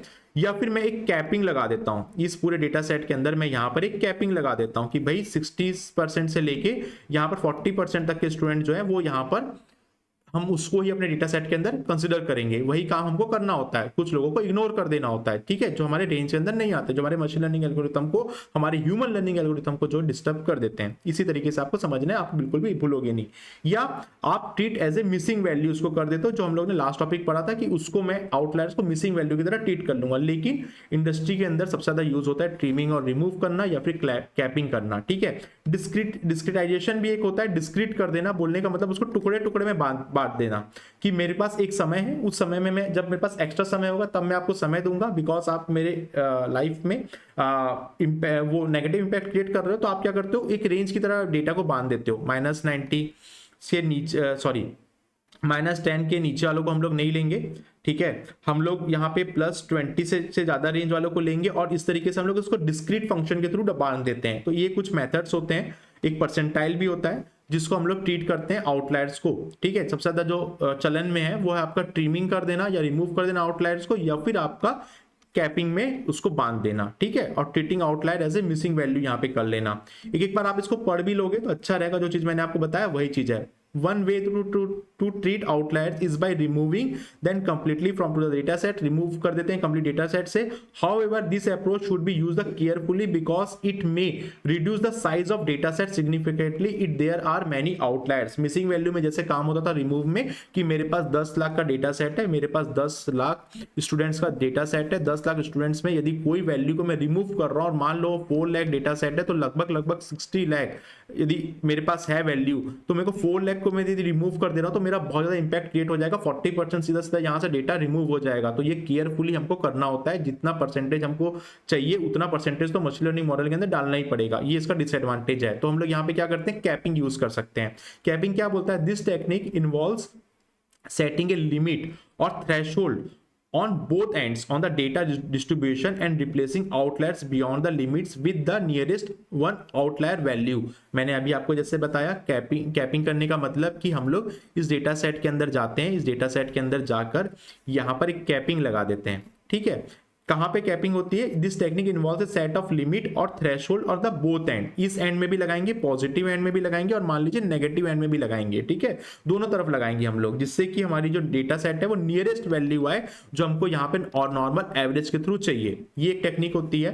थर्ड है यहाँ पे treating outlier as a missing value. Another approach is a treat outlier as a missing value then handle them the approach missing data imputation technique, जो हम लोगों ने लास्ट टॉपिक में पढ़ा था, उसको इस तरीके से अप्रोच करो कि वो मिसिंग वैल्यू डेटा है हो गई, ठीक है। दिस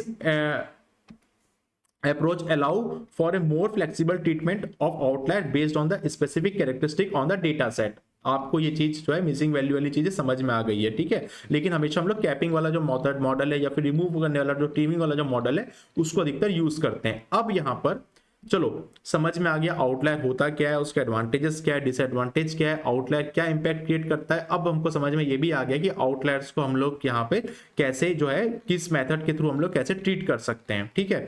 अब डिटेक्ट कैसे करते हैं सर, जब पता चलेगा मुझे आउटलायर्स ये वैल्यू है तो तभी जब मैं डिटेक्ट करूंगा तभी तो उसको इग्नोर करूंगा, उसके साथ उसको हैंडल करूंगा ना। तो हम लोग ये देखते हैं कि हम लोग कैसे किस किस मेथड के थ्रू अपने आउटलायर्स को डिटेक्ट करते हैं। तो देखिए यहाँ पर क्या क्या वेरियस अप्रोच हो सकती है हमारे आउटलायर्स को डिटेक्ट करने की। तो आप लोग को ना सारी चीजें पहले मुझे एक बार कमेंट बॉक्स से बता दो, सारी चीजें आप लोग को समझ में आ रही है।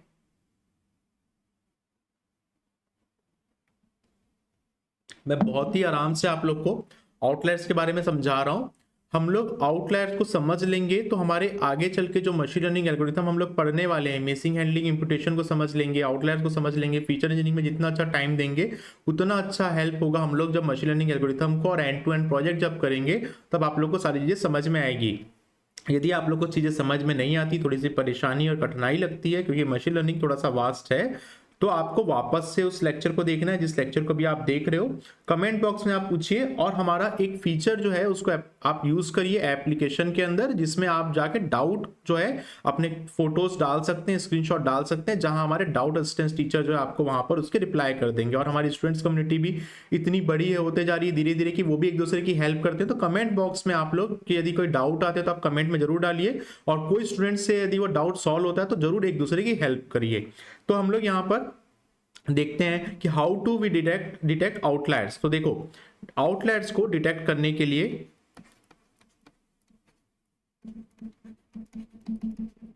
आउटलायर्स को डिटेक्ट करने के लिए हमारे पास क्या क्या टेक्निक यहाँ पे होती है जिसको हम लोग यूज करते हैं। अब हमारे पास अभी तक जो हम लोग समझ रहे थे उसमें ये समझ रहे थे कि आउटलायर्स को हम लोग को कैसे हैंडल करना है, क्या उसका एडवांटेज और डिसएडवांटेज है। अब भाई आउटलायर्स को डिटेक्ट कैसे करेंगे। पहला होता है यहाँ पे नॉर्मल डिस्ट्रीब्यूशन, ठीक है। एक होता है हमारा नॉर्मल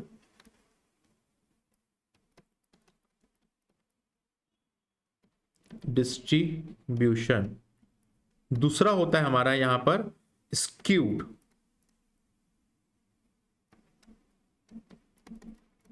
डिस्ट्रीब्यूशन, तीसरा होता है हमारा अदर्स बोल लें इसको, या फिर इसको हम लोग बोल सकते हैं परसेंटाइल बेस्ड मेथड, ठीक है। क्या होता है नॉर्मल डिस्ट्रीब्यूशन, देखिए यहां पे यदि मेरे पास एक डेटा है, वो डेटा इस तरीके से प्लॉट हो रहा है नॉर्मल, ठीक है, जिसका डिस्ट्रीब्यूशन एकदम नॉर्मल है, ठीक है। एक मेरे पास ऐसा डेटा है जहां पर वो कुछ स्क्यूड है, किस तरीके से, देखिए इस तरीके से है, ठीक है। डेटा जो है कुछ इस तरीके से प्लॉट है, इसको हम लोग स्क्यूड डिस्ट्रीब्यूशन बोलते हैं। और कुछ ऐसा डेटा है जो नॉर्मल है, जिसको हम लोग एज ए परसेंटेज बेस के थ्रू यहाँ पे सॉल्व करते हैं, वो कुछ इस तरीके से शो होता है, ठीक है। यहाँ पे कुछ परसेंटेज है, यहाँ पे कुछ परसेंटेज है। तो ये जो नॉर्मल डिस्ट्रीब्यूशन है, इस नॉर्मल डिस्ट्रीब्यूशन को कैसे हम लोग यहाँ पे करते हैं। सबसे पहले तो ये 3 टेक्निक होती है ना आउटलायर्स को डिटेक्ट करने की, नॉर्मल डिस्ट्रीब्यूशन, स्क्यू डिस्ट्रीब्यूशन और हमारे जनरल वे पर जिसमें हम लोग परसेंटेज बेस्ड मॉडल वगैरह अपनाते हैं। अब नॉर्मल डिस्ट्रीब्यूशन में हम लोग जो है कौन से मेथड को यूज करते हैं ये हम लोग देखेंगे। स्क्यू डिस्ट्रीब्यूशन कोई इस तरीके का डिस्ट्रीब्यूशन है, इसमें हम लोग कौन से मेथड को यूज करते हैं, और परसेंटेज बेस में कौन कौन से मेथड को यूज करते हैं, ये हम लोग यहाँ पर देखेंगे। तो चलिए हम लोग जाते हैं हमारे नोट्स पे वापस से, और इसको यहाँ पर मैं क्लियर करता हूं, और यहाँ पर हम लोग इस डायग्राम के थ्रू समझते हैं। पहला है हमारा normal distribution. If column follow a normal distribution, you can identify outliers by checking if a particular observation falls outside the range of mean plus or minus, ठीक है, their standard deviation। देखो diagram के through समझो, मेरे पास ये normal distribution है, इस normal distribution में मेरे पास यहाँ पर स्टैंडर्ड डेविएशन में ये इसकी मीन वैल्यू है, ठीक है। स्टैंडर्ड डेविएशन में माइनस से लेके प्लस जो वैल्यू है हमारी, ठीक है, माइनस से प्लस वैल्यू है, इसका एक हम लोग रेंज बनाते हैं। यदि इस रेंज को मैं यदि लिखूं यहाँ पर, तो ये रेंज क्या होगी, इसकी रेंज होगी म्यू, माफ करिए, इसकी रेंज होगी म्यू, मतलब मीन की बात कर रहे हैं हम लोग, ठीक है। और प्लस में यदि मैं बोलूं तो 1 डेविएशन, ये यदि मैं इस रेंज की बात करूं तो, ठीक है, म्यू प्लस 1 डेविएशन, ठीक है। यदि मैं माइनस रेंज की बात करूं तो ये म्यू -1 डेविएशन होगी, ये म्यू -1 डेविएशन। और यदि मैं बात करूं म्यू माइनस से लेके म्यू प्लस तक की, यदि मैं पूरी बात करूं इस म्यू माइनस से लेके म्यू प्लस तक की बात करूं, तो ये रेंज क्या होती है, 68.2% यहाँ पे होती है। यदि मैं इस तरीके से उतनी ही वैल्यू को लेके अपने एक स्टैंडर्ड डेविएशन में अपने मशीन लर्निंग मॉडल में वो चीज डालूंगा, तो वो क्या होगा, यहाँ पर नॉर्मल डिस्ट्रीब्यूशन में वही डेटा को लेके अपना जो है आउटपुट यहाँ पे सेट करेगा। सेकेंड रेंज क्या होती है इसकी, सेकेंड रेंज होती है mu plus and minus 2 lambda, यहां पर जो आपको शो हो रही है, ठीक है। वैसी आपकी म्यू +3, ये आपकी एक वैल्यू हो गई, वैसी आपकी म्यू -3 लैम्डा हो गई यहाँ की वैल्यू। तो इस तरीके से हम लोग क्या करते हैं, यदि हम लोग 2 डेविएशन लेते हैं तो 95% के आसपास की रेंज कवर होती है, और थर्ड डेविएशन तक लेते हैं तो 99.7% की यहाँ पर जो रेंज है वो यहाँ पर कवर होती है। नेक्स्ट क्लास में हम लोग इसको यूज करेंगे और हम लोग वहां पर क्या यूज करेंगे, वो जो टेक्निक है नॉर्मल डिस्ट्रीब्यूशन की, जो टेक्निक है जो अभी मैं आपको थोड़ी देर में बताने भी वाला हूँ, वो क्या है आपकी जेड स्कोर ट्रीटमेंट। ठीक है, इसको हम लोग यूज करते हैं नॉर्मल डेविएशन के लिए, जो नेक्स्ट क्लास में हम लोग पूरा यहाँ पर उसको समझेंगे। ये कहाँ पे यूज होती है, Z score deviation normal distribution पे यूज होती है। सेकंड बात होती है स्क्यू डिस्ट्रीब्यूशन की। स्क्यू डिस्ट्रीब्यूशन मैंने अभी आपको इसे डायग्राम के थ्रू बताया था। ये इस तरीके का डिस्ट्रीब्यूशन, ठीक है, ये इस तरीके का डिस्ट्रीब्यूशन जो थोड़ा सा स्क्यूड है, ठीक है, इसमें हम लोग यूज करते हैं एक बॉक्स प्लॉट को, जो आप मेरे स्क्रीन पे देख रहे हो। ये कैसे काम करता है आप देखिए। For skew distribution you can use the IQ interquartile range, जो मैंने आपको स्टार्टिंग में बताया था। 4 टेक्निक होती है, जेड स्कोर जो अभी मैं आपको और एक बार रिपीट करूंगा, IQR मेथड, और उसके बाद परसेंटाइल बेस्ड मेथड। इस तरीके से जो मेथड्स होते हैं इसको हम लोग यूज करते हैं। तो स्क्यू डिस्ट्रीब्यूशन जहां पे होता है, ये जो स्क्यू डिस्ट्रीब्यूशन जहां पे होता है वहां पर IQR रेंज हम लोग सेट करते हैं। इसको हम लोग IQR रेंज बोलते हैं, जो आपको यहाँ पे दिख रही है। ठीक है, इसको कैलकुलेट कैसे करते हैं, calculate the minimum value as the IQR and the maximum range of the value in the IQR। मैं आपको समझा देता हूं। ये देखो, इस बॉक्स प्लॉट में एक IQR रेंज हम लोग बना देते हैं, जैसे कि मान लीजिए Q1 जो है 25 परसेंटाइल है, ठीक है, और ये 75 परसेंटाइल है, जिसको हम लोगों ने Q1 और Q3 लिया हुआ है। आउटलायर्स मतलब ये जो बाहर की रेंज है Q3 plus 1.5 into IQR range. ये जो IQR रेंज हम लोग बनाए Q3 की प्लस 1.5 इंटू IQR रेंज, ये जो रेंज है ये मेरी मैक्सिमम रेंज होगी। इसके बाहर की जो वैल्यू होगी वो क्या होगी, हमारी आउटलायर्स होंगे। ठीक है, वैसे हमारी एक मिनिमम रेंज होगी जो हमारी होगी Q1 minus 1.5 into IQR range, इस रेंज से इंटू 1.5 माइनस IQR रेंज। ये जो होगी आउटलायर्स वैल्यू होगी नेगेटिव तरफ। ये स्क्यू डिस्ट्रीब्यूशन वाले चीज में हम लोग IQR टेक्निक यूज करते हैं। और ये भी केवल मैं आपको इंट्रोडक्शन बता रहा हूं, इसको पूरा एक डेडिकेटेड क्लास वाइज क्लास हम लोग ये सारे मेथड्स को हम लोग समझेंगे। तीसरा होता है अदर डिस्ट्रीब्यूशन, जिसके अंदर आता है हमारा परसेंटाइल बेस अप्रोच। अब परसेंटाइल बेस अप्रोच के लिए आप ये चीज समझो, किसको हम लोग नॉर्मल डिस्ट्रीब्यूशन बोलते हैं आउटलायर्स के अंदर। यदि आउटलायर है, इसमें मीन मीडियन मोड हो रहा है और इस तरीके से नॉर्मल ये आउटलायर बन रहा है, तो इसको हम लोग नॉर्मल डिस्ट्रीब्यूशन बोलते हैं। जब भी नॉर्मल डिस्ट्रीब्यूशन की बात करूंगा तो आपके दिमाग में यही चीज, यही डायग्राम जो है यहाँ पे आ जाना चाहिए कि ये होता है हमारा नॉर्मल डिस्ट्रीब्यूशन। यदि मैं पॉजिटिव स्क्यूड की बात करूंगा तो ये इस तरीके का होगा। ठीक है, इसका मोड, इसका मीडियन और इसका मीन अलग हो जाएगा। आप समझिए, ये स्क्यूड की जब बात हो रही है तो इसका मोड, मीडियन और मीन अलग हो जा रहा है, लेकिन नॉर्मल डिस्ट्रीब्यूशन में मोड, मीडियन और मीन, मोड और मीडियन एक ही जगह है। यदि मैं तीनों की तरह कुछ भी यूज करूं, इस नॉर्मल डिस्ट्रीब्यूशन में कुछ भी चीज निकालूं तो वो एक ही आएगा, मीन भी वही आएगा, मीडियन भी वही आएगा और मोड भी वही आएगा। ये एडवांटेज होता है नॉर्मल डिस्ट्रीब्यूशन का। लेकिन जब आपका डेटा है जो पॉजिटिव स्क्यूड पे ड्रॉ हो रहा है, ठीक है, तो यहां पर आपका मोड अलग हो जाएगा, मीडियन वैल्यू अलग हो जाएगी और मीन वैल्यू अलग हो जाएगी। वैसे ही आपका नेगेटिव स्क्यूड में मीन वैल्यू, मीडियन वैल्यू और मोड वैल्यू डिफरेंट हो जाएगी। तो यहां पर आपका स्क्यूड नॉर्मल की यदि मैं बात करूं तो ये डायग्राम आपको क्लियर होना चाहिए, क्योंकि यहां पर मोड, मीडियन और मीन वैल्यू जो है डिफरेंट हो जाती है। अब बात करते हैं थर्ड मेथड की, जिसको हम लोग परसेंटाइल बेस मेथड बोलते हैं। और भी अदर डिस्ट्रीब्यूशन मेथड्स होते हैं, जिसमें सबसे ज्यादा फेमस होता है percentile base approach method. In this approach, you can identify outlier by completing the observation of to specific percentile. If an observation is greater than 97.5%, यदि मैं बोलूं इसको 97.55% से ज्यादा, या फिर मैं यहाँ पे बात करूं लेस देन 2.5 परसेंटाइल, और ये कौन सा नॉर्मल स्क्यूड है। ठीक है, नॉर्मल डिस्ट्रीब्यूशन है, स्क्यूड नहीं है। ठीक है, तो यहाँ पर हम लोग कोई भी रेंज सेट कर सकते हैं, जरूरी नहीं 2.5 परसेंटाइल में यूज करूं। मैं हो सकता है 10 सेट करूं, हो सकता है यहाँ 80 सेट करूं, हो सकता है मैं यहाँ पे 5 सेट करूं, हो सकता है मैं 95 सेट करूं। तो इस तरीके से हम लोग एक परसेंटाइल बेस के थ्रू उस डेटा को वहां से यूज कर लेते हैं। तो ये टोटल 3 आउटलायर्स को डिटेक्ट करने के यहाँ पर मेथड्स मैंने आपको बताए। अब इस मेथड्स के लिए जो टेक्निक यूज होती है, जिसको अभी हम लोग आगे चल के एक क्लास में पढ़ेंगे, वो टोटल यहाँ पे 4 टेक्निक है, जो मैंने आपको स्टार्टिंग क्लास जब मैंने स्टार्ट किया था तभी मैंने इस चीज को आपको यहाँ पे बताया था। वो क्या क्या टेक्निक है, इस टेक्निक के थ्रू हम लोग नेक्स्ट जो आगे जो हमारी क्लासेस है उसमें हम लोग इसको पढ़ेंगे। ये जो टेक्निक है आउटलायर्स के लिए, ठीक है, आउटलायर्स के लिए जो ये टेक्निक है, ठीक है, ये टोटल 4 टेक्निक है।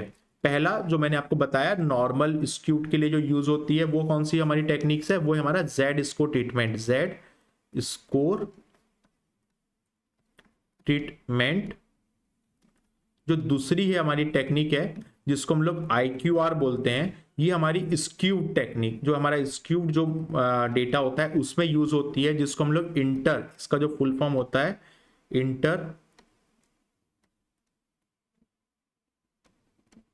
इंटरक्वार्टाइल रेंज, इसको हम लोग बोलते हैं। थर्ड जो हमारी टेक्निक होती है वो होता है हमारा परसेंटाइल मेथड।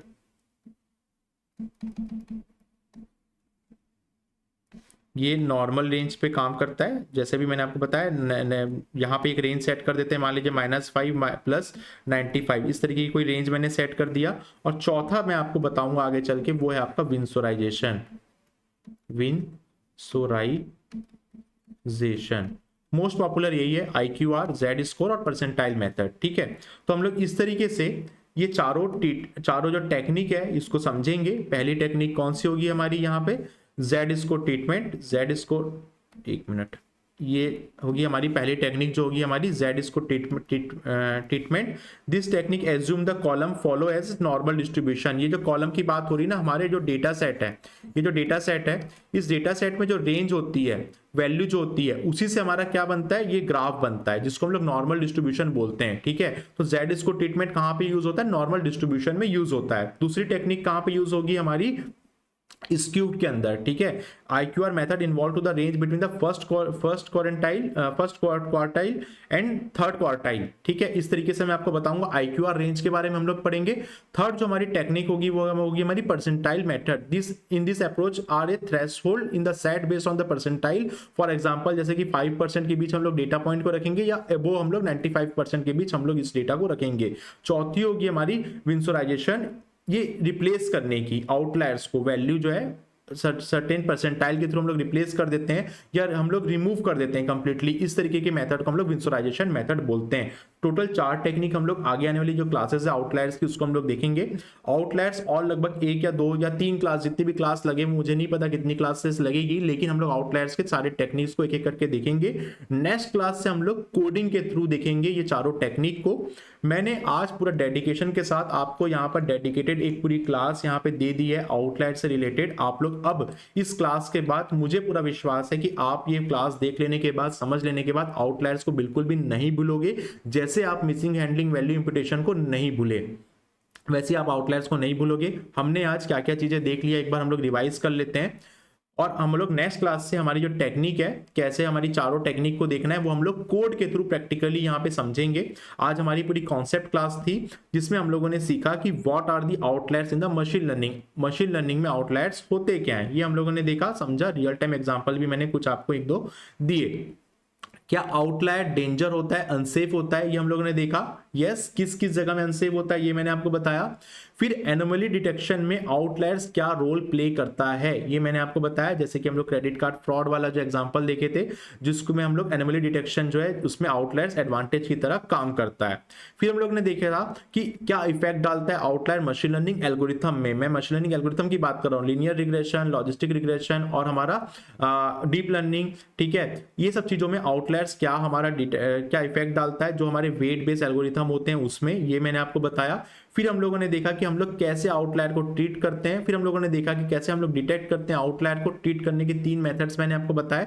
ठीक है, उसके बाद हम लोगों ने डिटेक्ट कैसे करते हैं वो देखा। फिर कौन कौन सी टेक्निक होती है इस आउटलायर को रिमूव करने की, जो मैंने अभी 4 टेक्निक बताया, जीरो बेस, IQR, परसेंटाइल और हमारा विंसोराइजेशन। ये चारों टेक्निक को हम लोगों ने यहाँ पर देखा, समझा और आउटलायर को अच्छी तरीके से यहाँ पर हम लोगों ने देख लिया। अब नेक्स्ट क्लास से हम लोग इसी टेक्निक को, चारों टेक्निक को यहाँ पर देखेंगे। हम लोग पाइथन के अंदर कोड करेंगे और एक रियल टाइम एग्जाम्पल के थ्रू हम लोग इस आउटलायर के साथ यहाँ पर काम करना स्टार्ट करेंगे। तो आई होप आपको ये पूरा टॉपिक यहाँ पर अच्छी तरीके से समझ में आ गया होगा।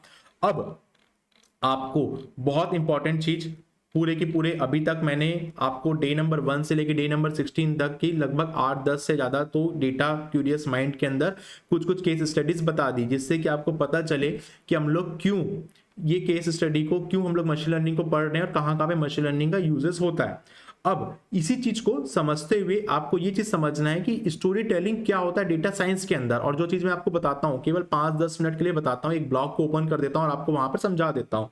ये मैं क्यों समझाता हूँ, क्योंकि जब आप इंटरव्यू में जाओगे तो वहां पर आपको स्टोरी टेलिंग का क्या क्या एडवांटेज मिलेगा और स्टोरी टेलिंग क्यों इंपॉर्टेंट होती है डेटा साइंस के इंटरव्यू के अंदर, ये चीज मैं आज आपको यहाँ पे शॉर्ट में बताता हूँ, धीरे धीरे समझाता हूँ कि क्या आर्ट होनी चाहिए स्टोरी टेलिंग में, क्या आपको डू एंड डोंट्स करना है अपने इंटरव्यू के अंदर, स्टोरी टेलिंग को कैसे यूज करना है अपने प्रोजेक्ट को एक्सप्लेन करने के लिए। इसका एक शॉर्ट इंट्रोडक्शन मैं आपको दे देता हूं, क्योंकि एक स्टोरी टेलिंग में और एक केस स्टडीज को आपके साथ डिस्कस करने में लगभग 2 से 3 घंटे लग जाते हैं जब हम लोग एंड टू एंड प्रोजेक्ट करते हैं, क्योंकि हमारा एंड टू एंड प्रोजेक्ट 8 से 10 घंटे का लगभग होता है, जिसमें हम लोग क्या क्या चीजें करते हैं। और आप यकीन मानिए कि डेटा साइंस का इंटरव्यू क्रैक करने के लिए आपको स्टोरी टेलिंग आना चाहिए, आपको ये चीज समझ में आनी चाहिए। तो पहले तो आप कॉन्सेप्ट समझ रहे हो, कॉन्सेप्ट समझते समझते आप जब आप एंड टू एंड प्रोजेक्ट करते हो, गिटहब के अंदर उस प्रोजेक्ट को डालते हो और वहां पर आप अपनी पूरी एक रिपोर्ट बनाते हो, तो आपके 80% चांसेस हो जाते हैं कि आप इंटरव्यू में आप क्रैक कर सकते हो। और फ्रेशर्स को तो ये चीज करना ही चाहिए, इसलिए डेटा साइंस जो है पेशेंस के साथ पढ़ने वाला सब्जेक्ट है। तो हम लोग यहाँ पर डे नंबर 17 का क्यूरियस डेटा माइंड को स्टार्ट करते हैं। मैं आपको यहाँ पर आर्ट ऑफ स्टोरी टेलिंग क्या होती है डेटा साइंस की, मैं यहाँ पर समझाता हूँ आप लोग को। तो देखिए यहाँ पर why storytelling is important for the data science interview, क्यों स्टोरी टेलिंग इंपॉर्टेंट है डेटा साइंस के इंटरव्यू के लिए। तो सबसे पहले मैं एक काम करता हूँ, यहाँ पे जाके थोड़ा सा इसको मैं पीडीएफ में ओपन कर लेता हूँ जिससे कि ये अच्छी तरीके से आपको फुल स्क्रीन में दिखे। देखो कि स्टोरी टेलिंग क्यों इंपॉर्टेंट है डेटा साइंस के इंटरव्यू के लिए। पहले चीज तो ये समझो कि हम लोग स्टोरी टेलिंग की बात कर रहे हैं, इसमें कोई एक राजा था, रानी थी, कोई ऐसे यहाँ पर फिक्शन बेस्ड स्टोरी की बात नहीं कर रहे हैं, हम लोग बात कर रहे हैं यहाँ पे डेटा स्टोरी टेलिंग की, डेटा के स्टोरी टेलिंग की। अब आप लोग के मन में क्वेश्चन होगा कि सर एक डेटा साइंटिस्ट होता है, ठीक है, वो क्यों डेटा स्टोरी टेलिंग को चीज को यहाँ पर आप बता रहे हो, या एकदम जो नए लोग हैं उनको जिनको पता ही नहीं स्टोरी टेलिंग क्यों होती है और ये इंटरव्यू के लिए कितना बड़ा पार्ट है, या फिर एक डेटा साइंटिस्ट के लिए कितना बड़ा पार्ट है, उनके लिए मैं आपको एक चीज शॉर्ट इंट्रोडक्शन बता दूं कि देखो साइंटिस्ट जो होते हैं, ठीक है, वो लोग नॉर्मल साइंटिस्ट की बात करें, मान लीजिए न्यूटन लॉस, जो न्यूटन या ग्रेविटेशन किसी एक साइंटिस्ट ने खोजा, उसके बेस में उस साइंटिस्ट ने एक रिसर्च पेपर अपनी सबमिट कर दी, उस रिसर्च पेपर को पढ़ के उस ग्रेविटेशन के बेस में नया फॉर्मूला बना, फिर उस फॉर्मूले को एक लेवल तक एक साइंटिस्ट लेके गया, दूसरा साइंटिस्ट और तीसरा साइंटिस्ट फिर उसमें आया, फिर उस पर रिसर्च स्टार्ट किया। तो वो क्या ऐसे करता है, वो उसके रिसर्च पेपर को पढ़ता है, उसकी स्टोरी को पढ़ता है, जिसने उस रिसर्च को किया है ना, उसके स्टोरी पेपर को पढ़ता है, जिसको हम लोग रिसर्च पेपर बोलते हैं।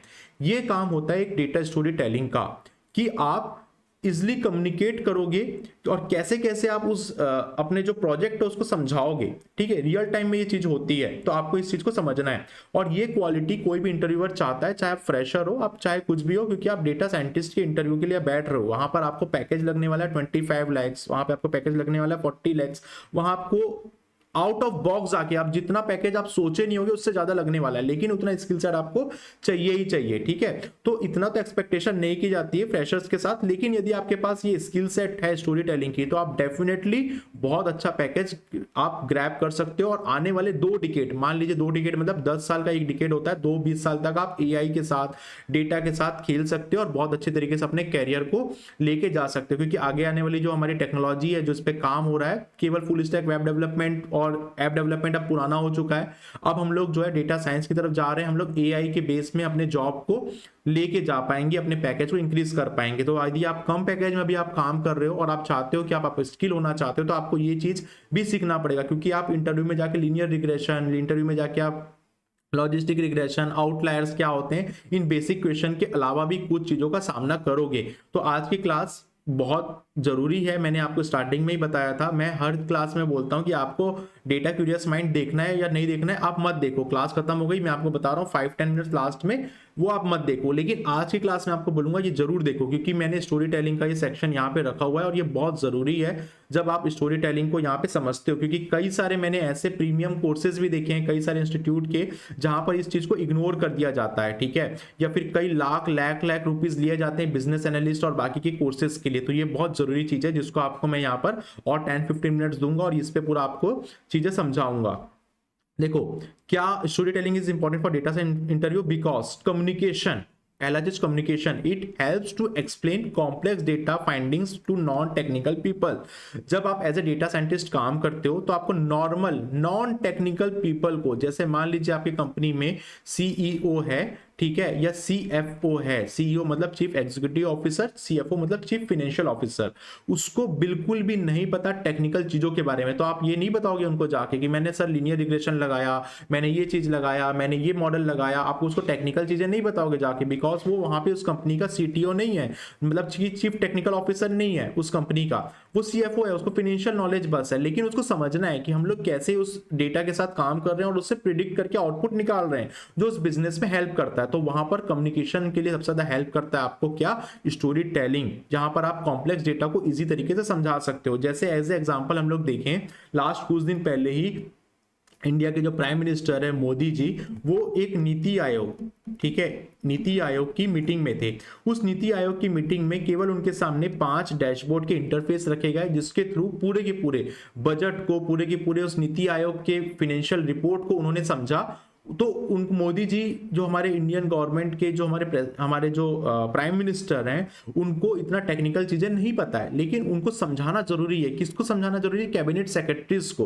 तो वो कैसे समझाएंगे? वहां पे जाके वो टेक्निकल चीजें तो नहीं समझाएंगे, वहां पर वो उसको रिपोर्ट के थ्रू समझाएंगे। तो यहाँ पर आप उस तरीके से अपने कंपनी के अंदर भी उस चीजों को कम्युनिकेट करते हो नॉन टेक्निकल पीपल्स के साथ। वैसे ही एक डेटा साइंटिस्ट भी करते हैं, मान लीजिए सॉरी एक साइंटिस्ट भी करते हैं वैसे ही उस चीज को, कि जाते हैं अपनी रिसर्च रिपोर्ट बनाते हैं और नॉर्मल लोगों को भी ग्रेविटेशन चीजों को समझाते हैं, ठीक है, एक्सपेरिमेंट के थ्रू और अपनी रिपोर्ट्स के थ्रू। तो ये सबसे जरूरी चीज है कम्युनिकेशन के लिए, स्टोरी टेलिंग आपके लिए बहुत हेल्पफुल होती है। दूसरा, context. It puts data analysis into A meaningful story explaining why it's important. सबसे पहले आपको एक कॉन्टेक्स्ट बनाना पड़ता है कि स्टोरी टेलिंग के लिए। अच्छा, एक चीज और मैं यहाँ पे बता दूं कि हम लोग स्टोरी टेलिंग की बात कर रहे हैं ना, तो हम लोग किसकी बात कर रहे हैं? यदि आप फ्रेशर हो तो आप प्रोजेक्ट की बात कर रहे हो। एक जब आप प्रोजेक्ट बनाते हो तो उस प्रोजेक्ट को कैसे एक्सप्लेन करना है, ये भी आपके लिए बहुत महत्वपूर्ण होता है, ठीक है। तो कॉन्टेक्स्ट आपको एक बनाना चाहिए कि उसकी एक मीनिंगफुल स्टोरी बने। जैसे ई-कॉमर्स का प्रोजेक्ट है तो उसमें क्या प्रॉब्लम आप यहां पर बता रहे हो, उसके प्रॉब्लम को सॉल्व करने के क्या क्या तरीके हो सकते हैं, वैसे आपको एक कॉन्टेक्स्ट बनाना है जब भी आप किसी प्रोजेक्ट को एक्सप्लेन करो। सेकंड, इंगेजमेंट होना चाहिए। स्टोरी ऐसा नहीं होना चाहिए कि बहुत ज्यादा आपके लिए जस्ट डेटा की आप बात कर रहे हो, 95% इतना हो गया, 10% हो गया, 20% हो गया। आपको इंगेज करना है। किससे करना है? कि जिससे कि आप अटेंशन क्रिएट कर सको अपने प्रोजेक्ट को एक्सप्लेन करते हुए। तीसरा चीज, सिंप्लिसिटी रखना है यार। बिल्कुल भी कॉम्प्लेक्स चीजें किसी को भी समझ नहीं आती है। जैसे आपको मशीन लर्निंग समझ में नहीं आता था, आप यहाँ पे इजी तरीके से समझ रहे हो, डे वाइज समझ रहे हो, प्रॉपर स्टेप वाइज समझ रहे हो, वैसी सिंप्लिसिटी आपको यहाँ पे रखनी है, जिससे कि आप इजी तरीके से आप उस चीज को अंडरस्टैंड कर सको। जितना इजी तरीके से आप इंटरव्यूअर आपके आंसर्स को अंडरस्टैंड करेगा, उतने ज्यादा आपके चांसेस होते जाएंगे कि आप वहां पे सेलेक्ट हो सको, राइट। मेमोरेबिलिटी, स्टोरी मेमोरेबल होना चाहिए। स्टोरी को सुनाया ही इसलिए जाता है जिससे कि आप याद रख सको। आपने बचपन में भी देखा होगा, जो हम लोग मूवीज देखते हैं वो क्यों याद रहती है हमको, और बहुत बड़े बड़े एल्गोरिथम्स हम लोग को याद नहीं रहते। मूवी के हर सीक्वेंसेस, डायलॉग, सब कुछ याद रहता है, सॉन्ग्स याद रहता है, क्योंकि वो मेमोरेबल होता है, राइट। ह्यूमन इसी तरीके से डिजाइन हुआ है, ठीक है। तो आपको इंटरव्यूअर को स्टोरी टेलिंग करते समय क्या चीज का ध्यान रखना है? डेटा क्लियर होना चाहिए, आपको अंडरस्टैंड होना चाहिए कॉन्टेक्स्ट आपका, आप एकदम इन्फ्लुएंस डिसीजन पे जाओ और वैल्यूएबल स्किल्स एक डेटा साइंटिस्ट के पास जाके सुनाओ। अब आपको रियल टाइम एग्जांपल बता रहा हूं, आपके मन में लग रहा होगा कि ये तो स्टोरी टेलिंग एकदम वही चीज बोल दे रहे हैं। हम लोग बात करें इंडिया या इंडिया के बाहर की सिलिकॉन वैली की, तो यहां पर आप देखिए, ये है हमारे जेफ बेजोस, जो अमेजॉन के, हम लोग जो ई कॉमर्स वेबसाइट यूज करते हैं, हम लोग जो ई कॉमर्स, जेफ बेजोस जो है, हम लोग जो ई कॉमर्स वेबसाइट यूज करते हैं अमेजॉन, ठीक है, उसके जो है यहाँ पे फाउंडर हैं।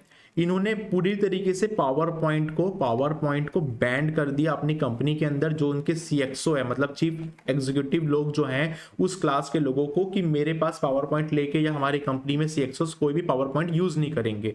ये जो लिंक है, ये मैं ओपन करके आपको दिखाता हूँ। ये लिंक है मेरे पास यहाँ पे, इसको हम लोग क्लिक करते हैं। इस लिंक पे हम लोग जाएंगे तो यहाँ पर आपके पास देखिए, ये ब्लॉग का लिंक भी मैंने डाल दिया है। Why Jeff Bezos banned PowerPoint at Amazon, Lex Fridman का ये पॉडकास्ट का क्लिप है, आप इस क्लिप को देखिएगा। यहाँ पर इनका यही कहना है कि हमारे इंकरेज करना है हम लोग को पीपल को, कि हम लोग 6 पीपल के मेमो को क्लियर करें, उस टॉपिक पे, आइडिया पे बात करें, उस डिसीजन को एक ट्रूथ की तरह, एक स्टोरी की तरह रिप्रेजेंट करें, ना कि हम लोग पावर पॉइंट के थ्रू उस तरीके से यहाँ पे चीजों को चलें। तो ये चीज बहुत जरूरी होती है, और डेटा साइंस की फील्ड में तो स्टोरी टेलिंग बहुत जरूरी है। केवल आपको पढ़ना नहीं है, आपको डेली, मेरा ये कहना है कि आपको डेली करना क्या है, मैं हमारे हमेशा लाइव क्लास के अंदर जो हम लोग जूम और गूगल मीट के अंदर लेते हैं, हमारे और भी अनदर जो प्रीमियम बैचेस होते हैं, क्योंकि यहाँ पर हमारे पास यूट्यूब में जो होती है केवल वन वे कम्युनिकेशन की फैसिलिटी होती है। दैट्स वाई मैं कहता हूँ कि हमारे फ्री वर्कशॉप में आया करो, फ्री वर्कशॉप में मेरे साथ, हमारे और भी एडुकेटर के साथ बात किया करो इसी बारे में,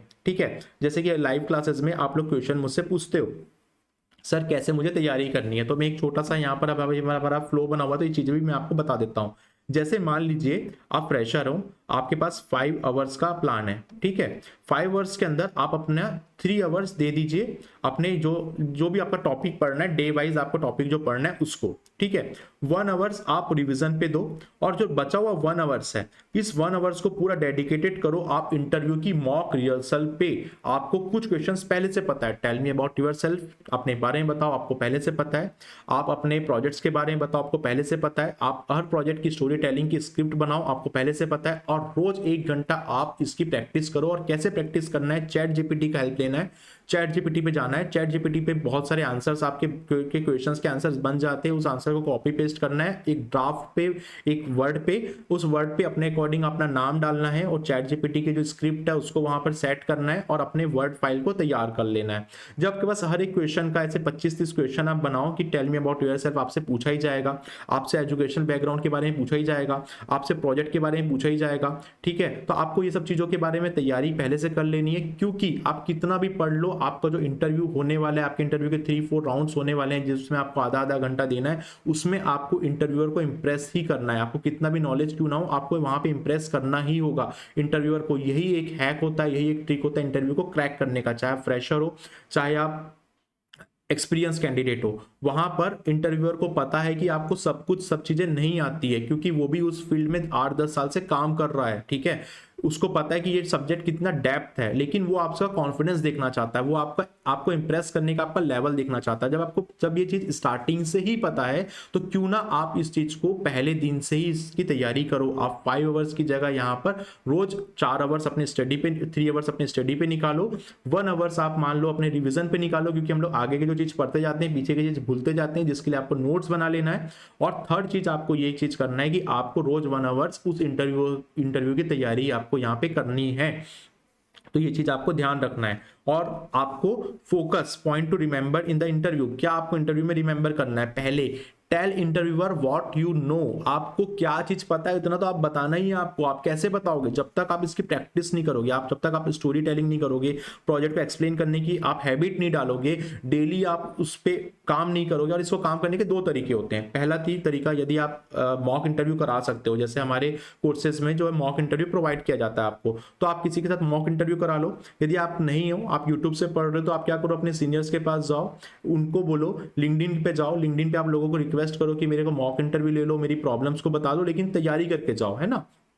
तीसरा, सबसे इनिशियल स्टेज में क्या करो, इनिशियल स्टेज में अपने मोबाइल का फ्रंट कैमरा स्टार्ट करो, या मिरर के सामने जाओ और खुद बोलने का प्रैक्टिस करो। जब आपको लगता है कि आपने 1 महीना 2 महीना इसका प्रैक्टिस कर लिया है, उसके बाद आप किसी से मॉक इंटरव्यू करवाओ अपना, उससे आप अपने डिसएडवांटेज लो, और उस डिसएडवांटेज के बाद सेकंड मॉक इंटरव्यू उसी पर्सन से कराओ, ताकि आपकी वो चीजों को क्या क्या कमियां है उसको बता सके। फिर आपको कॉन्फिडेंस बिल्डअप हो जाएगा, और आप ओरिजिनल इंटरव्यू में जाओगे तो आप वहां पर उस चीज को रिप्रेजेंट कर पाओगे। पहला चीज आपको रिप्रेजेंट क्या करना है कि tell interview what you know, आपको क्या नहीं पता है उस पर नहीं जाना है, आपको क्या चीज पता है वो बताने का तरीका होता है आपका प्रोजेक्ट का एक्सप्लेनेशन, आपका स्टोरी टेलिंग, ठीक है। पहला चीज ये ध्यान रखना है। दूसरा, focus on story telling about project, project के आसपास ही रहना है हमको, प्रोजेक्ट से दूर नहीं जाना है, क्योंकि प्रोजेक्ट से दूर जाओगे तो नए क्वेश्चन रेज होंगे, और जब नए क्वेश्चन रेज होंगे तो वो किसी भी लेवल के हो सकते हैं, किसी भी आउट ऑफ बॉक्स हो सकते हैं। दैट्स वाई आपको स्टार्टिंग में प्रोजेक्ट एक्सप्लेनेशन करते समय एक डेटा की स्टोरी टेलिंग इस तरीके से बता देनी है कि आपका इंटरव्यू का फ्लो उसी तरीके से बने, और उसी प्रोजेक्ट से रिलेटेड आपको उसके आंसर्स आए। और बिल्कुल भी झूठ नहीं बोलना है, जो चीज आपको नहीं पता है उसको बोलो बिल्कुल नहीं पता है। जो प्रोजेक्ट से रिलेटेड चीजें हैं, जिस पे आप काम किए, जिसको आप एक्सप्लेन किए 10 से 15 मिनट, उससे ही आपके क्वेश्चंस वहां से बनेंगे। ये हैक होता है किसी भी इंटरव्यू को क्रैक करने का। अब ये तो चीज हो गया क्यों इंपॉर्टेंट है करके। अब how should be start A data story telling, आप इस स्टोरी टेलिंग को कैसे स्टार्ट करोगे, इसका एक शॉर्ट सा एक इंट्रोडक्शन मैं आपको बता देता हूँ, क्योंकि इतना ज़्यादा हमारे पास टाइम भी नहीं है कि हम लोग इसको पूरा डेडिकेटेड 2 से 3 घंटा दें। तो हम लोग यहाँ पे कैसे स्टार्ट करना है डेटा स्टोरी टेलिंग को, ये हम लोग यहाँ पर समझ लेते हैं। तो सबसे पहले यहाँ पर इंट्रोडक्शन। देखिए, जब हम लोग स्टोरी टेलिंग की बात करते हैं तो इंट्रोडक्शन हमको किस तरीके से देना है। सबसे पहले हमको ये देना है कि introduction your project and why it's important. जैसे एज्यूम करो कि हम लोग एक ई कॉमर्स का एक प्रोजेक्ट बनाए, ठीक है, इस पे एक डेटा सेट आपको मिला हुआ है, जैसे मान लो फ्लिपकार्ट का, ठीक है, फ्लिपकार्ट का एक डेटा हमारे पास मिला हुआ है। इस फ्लिपकार्ट में हमारे पास कस्टमर है, इस कस्टमर के अकॉर्डिंग हम लोग क्या प्रॉब्लम सॉल्व कर रहे हैं, इस प्रोजेक्ट का मेन नाम क्या है, ठीक है, हम लोग सेंटिमेंटल एनालिसिस कर रहे हैं, हम लोग प्रोडक्ट का सेल्स एनालिसिस कर रहे हैं, क्या इसका ऑब्जेक्टिव है, सबसे पहले हमको ये बताना होता है किसी भी स्टोरी टेलिंग के अंदर, ठीक है। इंट्रोडक्शन पार्ट प्रोजेक्ट का सबसे ज्यादा इंपॉर्टेंट होता है, पहले उस पे आपको काम करना है, जो चीज आप प्रोजेक्ट को कर रहे हो। जब हम लोग प्रोजेक्ट करेंगे तो इसको हम लोग समझते हुए चलेंगे, और हमेशा हर प्रोजेक्ट हमारे यहाँ ऐसा ही होता है, मैं इसी तरीके से ही समझाता हूँ आपको, जिससे कि आपको वो प्रोजेक्ट का पूरा फ्लो समझ में आए। चाहे आप पावर बीआई में समझो, चाहे आप एसक्यूएल में समझो, चाहे आप मशीन लर्निंग के अंदर समझो, चाहे आप किसी भी टॉपिक के अंदर समझो, हमारा प्रोजेक्ट इसी तरीके से हम लोग फ्रेम करते हैं, जिससे कि आपको पूरी चीजें हमेशा हर तरीके से समझ में आए। आप ई कॉमर्स के प्रोजेक्ट को समझो, जैसे हमारे पाइथन के अंदर व्हाट्सएप चैट एनालिसिस है, क्रेडिट कार्ड का फ्रॉड एनालिसिस प्रोजेक्ट है, आईपीएल का प्रोजेक्ट है, पावर बीआई का प्रोजेक्ट है, अमेजॉन का प्रोजेक्ट है, ऐसे कई सारे प्रोजेक्ट हमारे यूट्यूब में भी डले हुए हैं। उस प्रोजेक्ट को आप देखो, वहां पर आपको स्टोरी टेलिंग के अकॉर्डिंग ही प्रोजेक्ट कैसे एक्सप्लेन कर रहे हैं, वैसी चीज आपको वहां पे समझानी है, राइट। अब आपको हुक करना है क्या, इंटरव्यूअर का अटेंशन, क्या इंटरेस्टिंग फैक्ट ऑफ स्टोरी से, जैसे कि interesting fact of related of your data of story से आपको कैसे आपको करना है। जैसे मान लो कि इस फ्लिपकार्ट के प्रोजेक्ट में मैंने जो एनालिसिस किया वो ये एनालिसिस किया कि 2024 का जो डेटा है मेरे पास, ठीक है, दिवाली का, इस पे हम लोग मेरे पास डेटा मिला है 2024 का, से लेके मान लो 2019 से 2024 तक का मेरे पास डेटा है, ठीक है। इस डेटा में दिवाली में किस लोकेशन में, किस जगह में क्या क्या सेल्स ज्यादा हुई है, कहां पर, मान लीजिए गुजरात है, ठीक है, तो वहां पर मान लीजिए गुजरात के जो ट्रेडिशनल पोशाक है वो उसका वहां पे ज्यादा सेल्स हुआ है, ठीक है। गरबा से रिलेटेड जो पोशाक होती है उसका रिलेटेड उसका ज्यादा सेल्स हुआ है। वैसे ही मान लीजिए पंजाब है, ठीक है, पंजाब में अलग ट्रेडिशनल पोशाक है, वहां पे उस पोशाक का, उस फैशन का या जो भी वियर है, क्लॉथ है, उसका अलग तरीके से सेल्स हुआ है। मान लीजिए ऑटोमोबाइल सेक्टर में, मान लीजिए टीवी, फ्रिज, हमारे इलेक्ट्रॉनिक सेक्टर में किस किस रीजन में कहां कहां पे ज्यादा सेल्स हुई है, ऐसे कुछ डेटा मेरे पास 2019 से लेकर 2024 तक के मेरे डेटा सेट के अंदर है। अब मैं यहां से प्रिडिक्शन लगाऊंगा कि मेरे को कौन कौन सा स्टॉक तैयार करना है, जिससे कि 2025 की दिवाली की सेल्स में, ठीक है, दिवाली की सेल्स में हम लोग डिस्काउंट दे सके मोबाइल में, ठीक है, कितना परसेंट कौन कौन सा मोबाइल में हम लोग डिस्काउंट दें, किस एज के लोग मोबाइल को खरीदते हैं, गुजरात में कि हम लोग क्या कूपन कोड यूज करें, गुजरात के लोगों को कौन सी ऐड दिखाएं जिससे कि वहां की जो सेल्स है वो 10% हुई थी वो इंक्रीज होकर 20% हो जाए। इस तरीके से मैं प्रिडिक्शन करता हूं। तो ये होती है हमारी डेटा स्टोरी टेलिंग करने की इंटरेस्टिंग फैक्ट्स, कि मैंने इस सेंटिमेंटल को एनालिसिस किया 2019 से 2024 तक का, और 2025 में मैं आपको बता रहा हूं कि इंडिया के इस जगह में इस एज के लोग ये मोबाइल खरीदना चाहते हैं। ये मैंने आपको फैक्ट बताया, ठीक है। दूसरा फैक्ट मैं आपको बता रहा हूं कि गुजरात के लोग ये ट्रेडिशनल फेस्टिवल पे ये पोशाक को, ये जो क्लॉथ है उसको ज्यादा से ज्यादा खरीदेंगे। इंटरेस्टिंग फैक्ट निकल के आया डेटा स्टोरी टेलिंग से। इससे आपका इंटरव्यूअर जो है ना अटेंशन ग्रैब करता है प्रोजेक्ट के अकॉर्डिंग, कि आपने प्रोजेक्ट को किस हद तक समझा है, ठीक है। ये चीज हम लोग रियल टाइम प्रोजेक्ट में भी रखते हैं। जब हम लोग इंडस्ट्री के अंदर चले जाते हैं, डेटा साइंटिस्ट बन जाते हैं, तो भी हम लोग अपने सेमिनार में, प्रेजेंटेशन में यही चीज डालते हैं, और उन्हीं का प्रमोशन भी होता है, राइट। वही लोग सीनियर डेटा साइंटिस्ट भी बनते हैं, जूनियर डेटा साइंटिस्ट से, जूनियर डेटा एनालिटिक्स से वो लोग डेटा साइंटिस्ट की तरफ जाते हैं। और यही चीज आपको इंटरव्यूअर के अटेंशन को ग्रैब करने के लिए आपको इस तरीके के फैक्ट, इंटरेस्टिंग आपको स्टोरी डालनी चाहिए कि सर मैंने जो प्रोजेक्ट किया उस प्रोजेक्ट के अंदर ये प्रॉब्लम स्टेटमेंट थी, इस प्रॉब्लम स्टेटमेंट के अंदर 2019 से लेकर 2024 के बीच मैंने जो स्टोरी टेलिंग, जो डेटा निकाला उसमें ये इंटरेस्टिंग फैक्ट्स थे, इस मोबाइल इतना % यहाँ पे सेल होगा, इतना % यहाँ पे सेल होगा, तो उसका अटेंशन आपके उस प्रोजेक्ट के ऊपर आएगा, क्योंकि आप एक प्रॉब्लम को सॉल्व कर रहे हो, ठीक है। तीसरा चीज है आपका प्रॉब्लम स्टेटमेंट। क्लियरली स्टेट करो अपने प्रॉब्लम स्टेटमेंट को कि मैंने इस प्रोजेक्ट के अंदर 5 प्रॉब्लम स्टेटमेंट को सॉल्व किया है, इसके मेथड्स ये रहे हैं और मैंने इस तरीके से इस प्रॉब्लम स्टेटमेंट को एक्सप्लोर किया है। ठीक है, अब आपका ऑब्जेक्टिव क्या था ये आपने बता दिया, प्रॉब्लम स्टेटमेंट आपने बता दिया, ठीक है, कि आपने क्या क्या एम को क्या क्या एनालिसिस किया, किसके थ्रू एनालिसिस किया, ये भी आपको बताना है ना। आपको टेक्निकल चीजें जैसे मैंने लीनियर रिग्रेशन लगाया, मैंने मशीन लर्निंग मॉडल में ये यूज किया, मैंने पावर बीआई यूज किया डेटा के डैशबोर्ड को दिखाने के लिए, मैंने एसक्यूएल को यूज किया, ये क्वारीज मैंने लिखी, ये सब चीजें आप उनको बताओ, जिससे कि क्रॉस क्वेश्चनिंग करना हो तो वो उसी टॉपिक से क्रॉस क्वेश्चनिंग भी आपकी स्टार्ट कर सकते हैं जब आप स्टोरी टेलिंग की इंट्रोडक्शन को कंप्लीट कर लें। फिर आप इनसाइट्स दिखाओ और आप बिल्कुल भी ये गलती मत करो कि आप जा रहे हो वहां पर और ओपन कर रहे हो मशीन लर्निंग मॉडल को, बिल्कुल ये गलती नहीं करना है। आपको स्क्रीनशॉट्स लेना है, स्क्रीनशॉट से आपको वहां पर प्रीव्यू बना लेना है, एक जिसको हम लोग रिपोर्ट बोलते हैं। आपको एक रिपोर्ट बना लेना है जिसको रिपोर्ट बोल लें, पोर्टफोलियो बोल लें। इसी रिपोर्ट को आप ऐड कर लेंगे तो आपका एक पोर्टफोलियो बन जाएगा कि मैंने इस एनएलपी का प्रोजेक्ट किया, मैंने डीप लर्निंग का प्रोजेक्ट किया, मैंने मशीन लर्निंग का प्रोजेक्ट किया। इस तरीके से आपको रिपोर्ट और पोर्टफोलियो बना लेना है, जिसको हम लोग प्रीव्यू बोल सकते हैं अपने इनसाइट्स के। वो चीज आपको वहां पे दिखानी, जाके मशीन लर्निंग मॉडल ओपन नहीं कर देना, क्योंकि कई बार प्रोजेक्ट में वो मशीन लर्निंग मॉडल चलता ही नहीं है। तो उस रिपोर्ट्स को बना लेना है, और उनके पास भी इतना टाइम नहीं होता कि वो आपके एक डेप्थ में जाके एक इनिशियल स्टेज के प्रोजेक्ट को इस तरीके से इतना टाइम दें। ठीक है, तो आपको इस तरीके से इन 5 पॉइंट्स का ध्यान रखना है, और आपको अपने प्रोजेक्ट के बारे में बताना है, उसके आर्किटेक्चर के बारे में बताना है। आर्किटेक्चर क्या होता है मैं नेक्स्ट क्लास में आपको डेटा स्टोरी टेलिंग पॉइंट में बता दूंगा, क्योंकि बिकॉज बहुत ज्यादा टाइम हमारे पास अभी यहाँ पे हो चुका है। फोकस आपको करना है डेटा साइंस की लाइफ साइकिल में। डेटा साइंस की लाइफ साइकिल क्या होती है डेटा साइंस के प्रोजेक्ट में, ये भी आपको मैं बता दूंगा नेक्स्ट क्लास में। और फोकस आपको रोल्स इन द टीम में करना है। अब देखो ये बहुत जरूरी चीज है, आप लोग के बहुत सारे क्वेश्चन आते हैं कि sir data scientist business analyst क्या करता है, डेटा इंजीनियरिंग टीम के कैसे क्या होता है, स्नोफ्लेक क्या होता है। तो मैं आपको ना नेक्स्ट क्लास में इसी से रिलेटेड और नया नहीं हम लोग करेंगे डेटा स्टोरी टेलिंग में।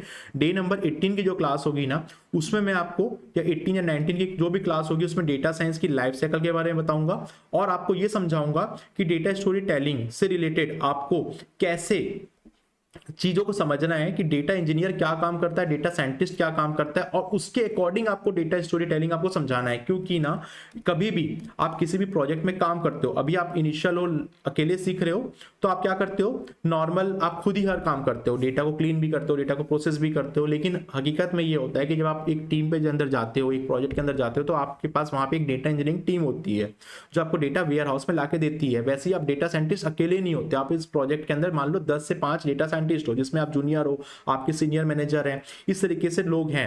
ठीक है, जिसमें आप लोग को एक पर्टिकुलर एक मॉड्यूल दे दिया जाएगा, उस मॉड्यूल पे आपको काम करके उस चीज को सबमिट करना है, जिसको आपको मैनेजर रिव्यू करेगा, एनालिसिस करेगा, टेस्टिंग करेगा, और बाकी आपकी टीम भी टेस्टिंग की होती है, वो टेस्टिंग करेगी, उसके बाद उसको इंप्लीमेंट करेंगे, या फिर उसमें आपको फीडबैक मिलेगा कि क्या क्या और चेंजेस करना है। तो आपको इतना ज्यादा चीजों पर ध्यान नहीं देना है कि मैं अकेला एक पूरी कंपनी का डेटा साइंटिस्ट होता हूं, है ना। तो इतना ज्यादा आपको एकदम घबरा नहीं जाना है। जब आप इनिशियल पीरियड में हो तो आपको बहुत इजी से तरीके से काम करना होता है, आपको टेक्निक्स पता होनी चाहिए।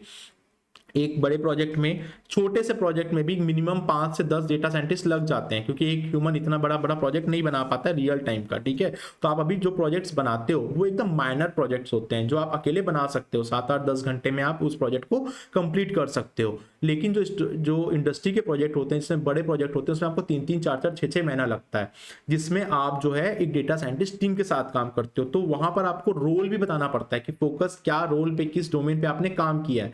वैसे ही जब आप इस प्रोजेक्ट को बनाते हो, हमारे साथ जो प्रोजेक्ट को बनाते हो, एंड टू एंड प्रोजेक्ट जो बनाते हो, जो आपका माइनर प्रोजेक्ट होता है, मेजर प्रोजेक्ट होता है, उसके अंदर आप अपने रोल्स को भी डिस्कस करते हो। तो आप यदि मान लो 4 प्रोजेक्ट भी एक्सप्लेन कर रहे हो, जो मैंने 4 प्रोजेक्ट्स बनाए हैं इस पूरे डेटा साइंस के कोर्स के अंदर, उस 4 प्रोजेक्ट के बारे में भी आपको डेप्थ नॉलेज हो तो भी सफिशिएंट है, बिकॉज आपको स्टोरी टेलिंग आती है। तो नेक्स्ट क्लास में हम लोग इसी टॉपिक को कंटिन्यू करेंगे। मैं आपको और भी चीजें बताऊंगा इसके बारे में, डेटा साइंस की लाइफ साइकिल के बारे में, कि डेटा विजुअलाइजेशन में क्या होता है, ETL प्रोसेस क्या होता है, EDL प्रोसेस क्या होता है। क्योंकि मुझे लगता है कि आप लोग के जिस तरीके से कमेंट आते हैं, आप लोग जिस तरीके से पढ़ने में ही उलझ जाते हो और आपको मेन चीजें पता नहीं होती है, वो भी आपको चीजें पता होनी चाहिए। That's why data story telling का पार्ट मैंने इसमें रखा हुआ था, data curious mind day number 17 में। हम लोग नेक्स्ट डे नंबर 18 में मिलेंगे। आउटलायर्स के जो टॉपिक को हम लोग अभी पढ़ रहे हैं उसको और ज्यादा कंटिन्यू करेंगे, बहुत अच्छी तरीके से आउटलायर को पढ़ेंगे, उसके टेक्निक्स को समझेंगे। आगे आने वाले जो क्लासेस होगी डे नंबर 18 में, आप लोग के 2 से 3 काम कर लेने हैं। पहला काम आप लोग को व्हाट्सएप टेलीग्राम ग्रुप ज्वाइन कर लेना है, जिसमें आपको जॉब की अपडेट मिल जाती है द स्केल की तरफ से। हमारी वेबसाइट में जाकर फ्री डेटा साइंस के कोर्स को एनरोल कर लेना है, जहां पर आपको नोट्स मिल जाता है। ये जो नोट्स है गिटहब में भी मैं प्रोवाइड कर देता हूँ, और हम लोग को वहां पर एडवांटेज ये मिलता है कि आपको टेस्ट सीरीज मिल जाती है, आपको डाउट असिस्टेंस फोरम मिल जाता है। तो जो चीजें यहाँ पर आपकी मिसिंग हो जाती है हमारे यूट्यूब के अंदर, तो आप हमारे वेबसाइट में जाकर एनरोल कर लीजिए फ्री ऑफ कॉस्ट में डेटा साइंस के कोर्स में एटलीस्ट, जिससे कि आपका लर्निंग एक्सपीरियंस बहुत अच्छा हो। दूसरी चीज आपको ये करना है कि आगे आने वाला जो इवेंट है, डिस्क्रिप्शन बॉक्स में इवेंट का लिंक होगा, उस पर आप जाके क्लिक कर लीजिए। आगे आने वाले जो फ्री इवेंट्स है, उस इवेंट्स में आप जाकर मेरे साथ और मेरे टीम के साथ 2 वे कम्युनिकेट भी कर सकते हो। आपके जो नॉर्मल डाउट्स है उसको भी आप जाके वहां पर हमसे जो है पूछ सकते हो। तो आपके लिए इवेंट्स की फैसिलिटी, फ्री वर्कशॉप की फैसिलिटी भी आई स्किल प्रोवाइड कर रहा है, जिसका रजिस्ट्रेशन फॉर्म आपको मिल जाएगा। और यदि आपको कोई क्वारी है तो आप हमारे व्हाट्सएप ग्रुप में जाकर, व्हाट्सएप एडमिन से जाकर आप उसके बारे में पूछ सकते हो, या फिर आप हमारे सपोर्ट टीम नंबर पे व्हाट्सएप या फिर आप यहाँ पे क्वेश्चन कर सकते हो। तो हम लोग मिलते हैं हमारे नेक्स्ट क्लास में, जो होगी हमारे डे नंबर 18 की क्लास। तब तक के लिए बने रहिए द स्केल के साथ, मोटिवेट रहिए, पेशेंस के साथ धीरे धीरे 30 डेज पूरी कंप्लीट करिए। 30 डेज के बाद की भी क्लास आपकी ब्रेक नहीं होगी, और भी आपको 31, 32, 33 डेज और भी डिफरेंट सब्जेक्ट की क्लासेस आपको मिलते रहेगी। हमारी डेटा साइंस, डेटा एनालिटिक्स की पूरी जर्नी हम लोग कंप्लीट करेंगे। आप लोग को एकदम पेशेंस के साथ, पेशेंसफुली मेरे साथ पढ़ना है, और कमेंट जरूर करना है यदि आपको सारी चीजें समझ में आ रही हैं। तो हम लोग मिलते हैं डे नंबर 18 में। तो आई होप आप लोग को सारी चीजें क्लियर हो रही होगी। डेटा क्यूरियस माइंड को मैं एक्स्ट्रा इसलिए रखता हूं, और आज हमने काफी ज्यादा टाइम भी दे दिया इस पे, इसलिए रखता हूं जिससे कि आपको ना चीजें समझ में आए। आप केवल यहाँ पे टॉपिक को पढ़ते ना जाओ, और लास्ट में पूरा पढ़ लेने के बाद आपको ये चीज ना पता हो कि मेरे को करना और भी क्या चीजें था, जिससे कि आप और पिछड़ सकते हो अपने इंटरव्यू को क्रैक करने के लिए, अपने जॉब को क्रैक करने के लिए। सो आई होप आज के लिए हमारा जो क्लास है हम लोग यहाँ पर एंड करते हैं। हम लोग मिलते हैं डे नंबर 18 में। तब तक के लिए बने रहिए द स्केल के साथ।